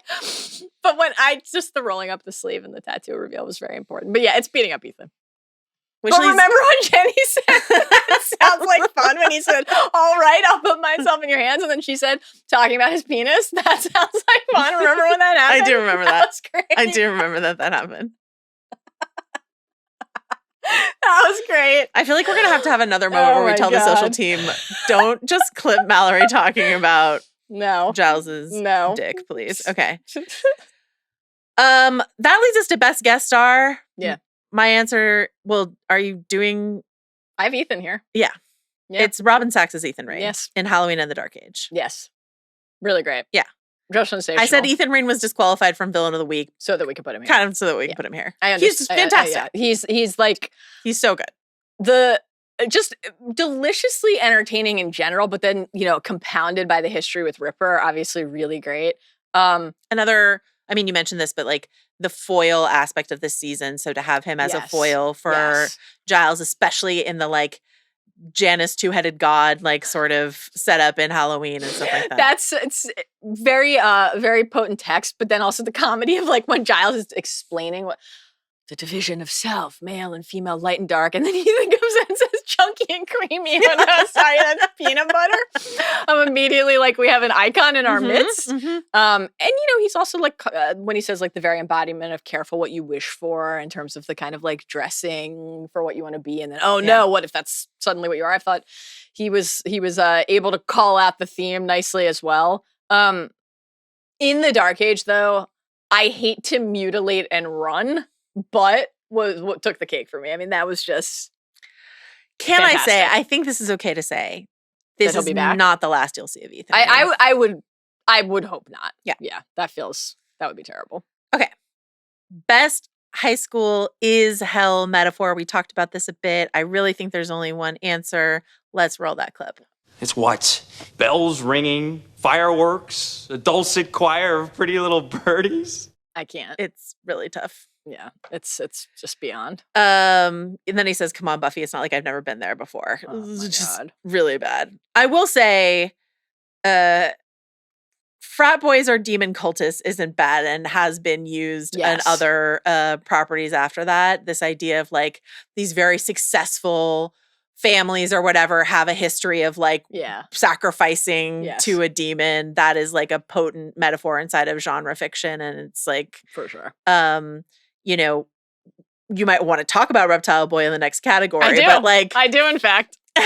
Before we get there, I will say, and I swear this is not just like an ad for my friend's podcast, but I will say that the song for Reptile Boy is introduces the phrase demon lizard patriarchy.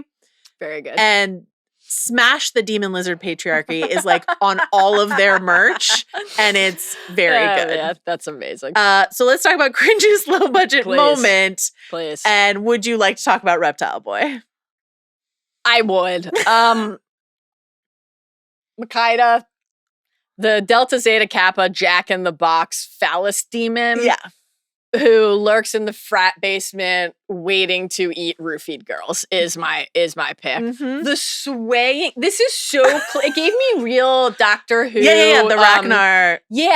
Or like even like the Slitheen. Like there's just something so like you can see exactly where the person ends and the rubber begins. Yeah, you can like see the seam. This is a person in like paper mache on a spring. Yeah. Like, it's just like very, very funny. Shout out Jordana Spiro, Rachel from Ozark. Yeah. I was like, Rachel from Ozark? Yeah. Mocha Joe!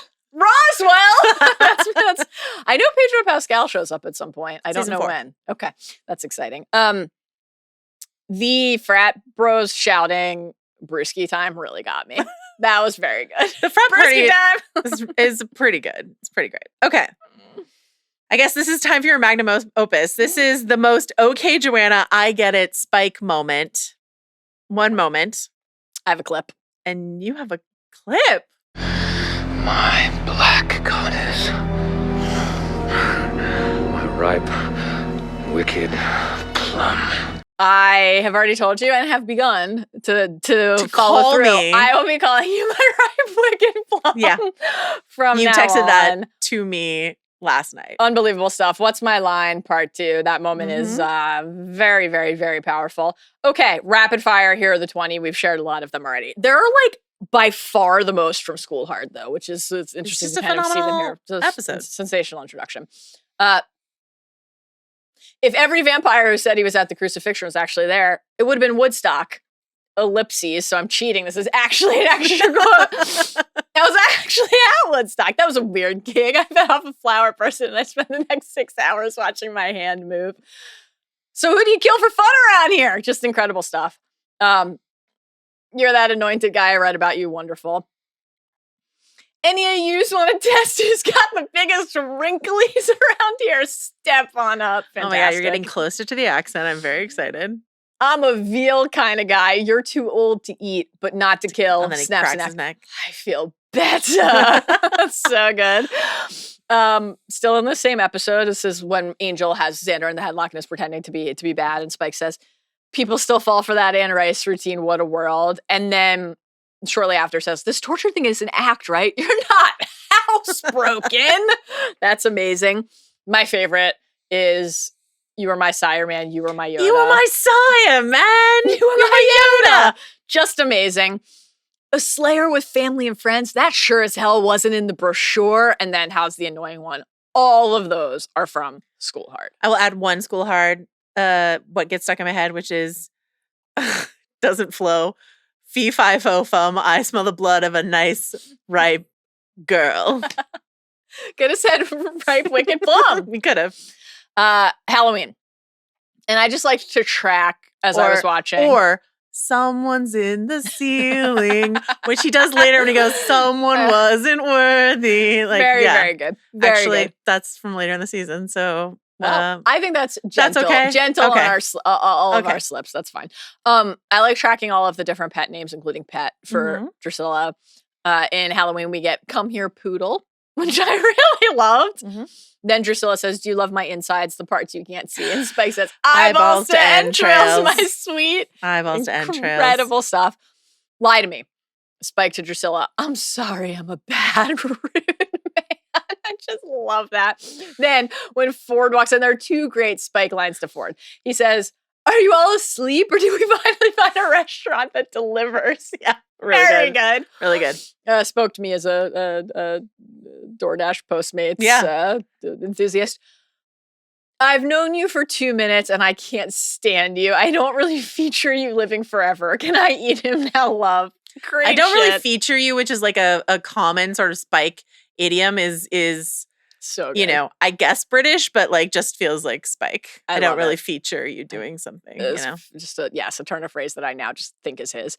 What's My Line Part 1? Spike yells at Drew and then apologizes. I'm sorry, kitten. Loved that. Is this my favorite? God, I can't decide. I'll dance with you, pet, on the Slayer's grave. It's so great. Love that. To Mocha Joe / Willie and What's My Line Part 2? Talk and I'll have your guts for garters. Great shit. Guts for Then, of course, garters. from that same episode, My Black Goddess, My Right Wicked Plumbing. Incredible. You already shared this one in our Drusilla category, but when Drew says, I'm naming all the stars, and Spike says, you can't see the stars, love, that's the ceiling. Also, it's day. Oh my God, that's amazing. And I do like just when he says to Angel, no more of this, I've got a soul crap. Great. Impossible to pick. That's the greatest act of love you've ever exhibited towards me, and we have matching tattoos. So That was an act of restraint. Restraint. Is this podcasting? Just reading Spike quotes to me? I hope so. All right. What's your pick? Are you going to nominate when you thought I would get it or when you got it? It was hard for me to answer this category since it's like whatever. Yeah. But you can't. I already mentioned when Spike sees Drew and his vamp face melts away. That's a really good one. Great one. Like I said, that transition from vamp face to human face is getting better. Still not great, but getting better. Yes. You know? Definitely. Okay. Most creative dusting. I cheated on this one. We can include the anointed one if you want to. It doesn't have to be Buffy doing the dusting. Okay. Interesting. But I have in When She Was Bad. Uh-huh. So are you going to kill me or are we just making small talk? And then she takes the survivor torch and lights one of them on fire and stakes the other one with the others. A double staking is it's really good. It's efficient. I'm cheating because I am picking a Buffy kill, but I'm not picking a dusting. That's allowed. Technically. That's allowed. Because I am going with What's My Line Part 1, the ice skating rink. Oh, yeah. The swirl kick throat slash of Octeris of the Order of Taraka, one of the bounty hunters. Killing that dude with one slice to the neck. While wearing like the sweetest lavender sweater you ever did see. That's Buffy. Wanted to be Dorothy Hamill and instead she has to slash throats open. Slice the jugular of Octeris of the Order of Tanaka. I thought that was fucking sick. All right. We only have 2 more categories left. I know, I'm sad. I don't want it to end. Funniest moment. I have a clip for this. It comes from School Hard. Wow, 2 centuries of dating. If you only had 2 a year, that's still like 400 dates with 400 different... Why do they call it a mace? That's great. Insert shot of like her little hand so good. patting it. It's just incredibly good. That's amazing. What is Angel's number would really drive you to a dark place, especially because he's like, you know, I can't have kids, like built-in birth control. It's true. Boy, that's a great pick. Absolutely Thank inspired. You. Oh man, this is hard because so many of the funny moments we've hit in other categories. But can I give you another one? Please. In Lie to Me. Yes. When Angel says, they don't know how we dress. And then one of the fanboys walks down the stairs wearing exactly what Angel is wearing. That's great. Even though Angel is wearing something he would never wear, which is like a red shirt with a brown coat, but the bit is really good. Love it. Love a bit. Fantastic stuff. All right, some nominees. When She Was Bad. Giles to Principal Snyder. Have you ever considered giving your abhorrence of children? That school principal was not perhaps your true vocation. Great shit. Some assembly required. I loved when Giles said, no, I just assumed that you spent your evenings downloading incantations and casting bones. And Jenny said, on game night, are you nuts? Jenny loving monster trucks and football games. Like I am very powerfully attracted to Giles, but also to Jenny. She's not like other girls. She's my ride or die. She really is. Just amazing stuff from her. I loved it in Inca Monkey Girl when Buffy said, what kind of girl travels with a mummified corpse and doesn't even pack a lipstick? Great Buffy line. Loved the Xander, Willow, Buffy moment in Reptile Boy when they're doing like their TV nights. Yeah. her lover. I thought that was her chiropractor. And then Willow says, because of that thing he did with her feet. No, that was personal. Yeah, they're watching like a Bollywood movie. Yeah. I mean, Willow is attuned given the lie to me. Oh, that's what that song is about of it all. Good shit. They're watching a Bollywood movie. Xander names Amy Yip as his like number one fantasy girl. These are like a multicultural enjoyer of global cinema. And of sex dreams, because also in Reptile Boy, when Buffy is sharing her dream about Angel with Willow, and Willow says, what did he do in the dream? And Buffy said, stuff. And Willow goes, stuff. That killed me. I loved that. What's my line part one? Angel saying, you're in danger. Do you know what that ring means? After the order of Taraka killing. I just killed a Super Bowl champ. Buffy, very, very, very, very, very, very good. And then the linoleum line that I already mentioned. Those are all just really funny. And every Spike moment makes me laugh. So this show is incredibly funny. It's great. It's a great show. Okay. And Nick Brent, I mean, Xander, I have so many notes all the time. Yeah. But his comedic delivery is very good. Quite. There's one in Lie to Me when like they're at the Bronze and Ford like meets Angel and he's like, cold hands. And Xander's like, you have no idea. Yeah. And he's like, you have no idea. And then he's just like pulling all these faces and it's a whole thing. All right. Last category, most emotional moment. I feel like it's either the end of Lie to Me or the end of Innocence for me. I don't have another Mine's the end of options. Innocence. It's going from the Giles Buffy car convo into Joyce and Buffy curled up on the couch and you look the same. I got older, you look the same to me. Yeah. Heart melting. It's tough. What a great television program. What a great listen, was this a long podcast? Yes. It was 14 episodes of television. Could have been long. I mean, frankly, I think people are gonna see the runtime and be like, but then they're gonna be like, oh, it's only half the season. Yeah, and then they'll listen to the second episode and then they'll be like, why didn't we get more? All right. Well, anyone who hears me say that will have listened to the whole thing. That's the trick. Nobody who tuned out after 5 minutes is going to hear that. Clever girl. Listen. I had a blast. We're going to do the second part of the season. Mallory has already seen the second part of the season. Yes. We have Can I do that podcast from your arms? What about from your couch wrapped in a blanket? We have a little...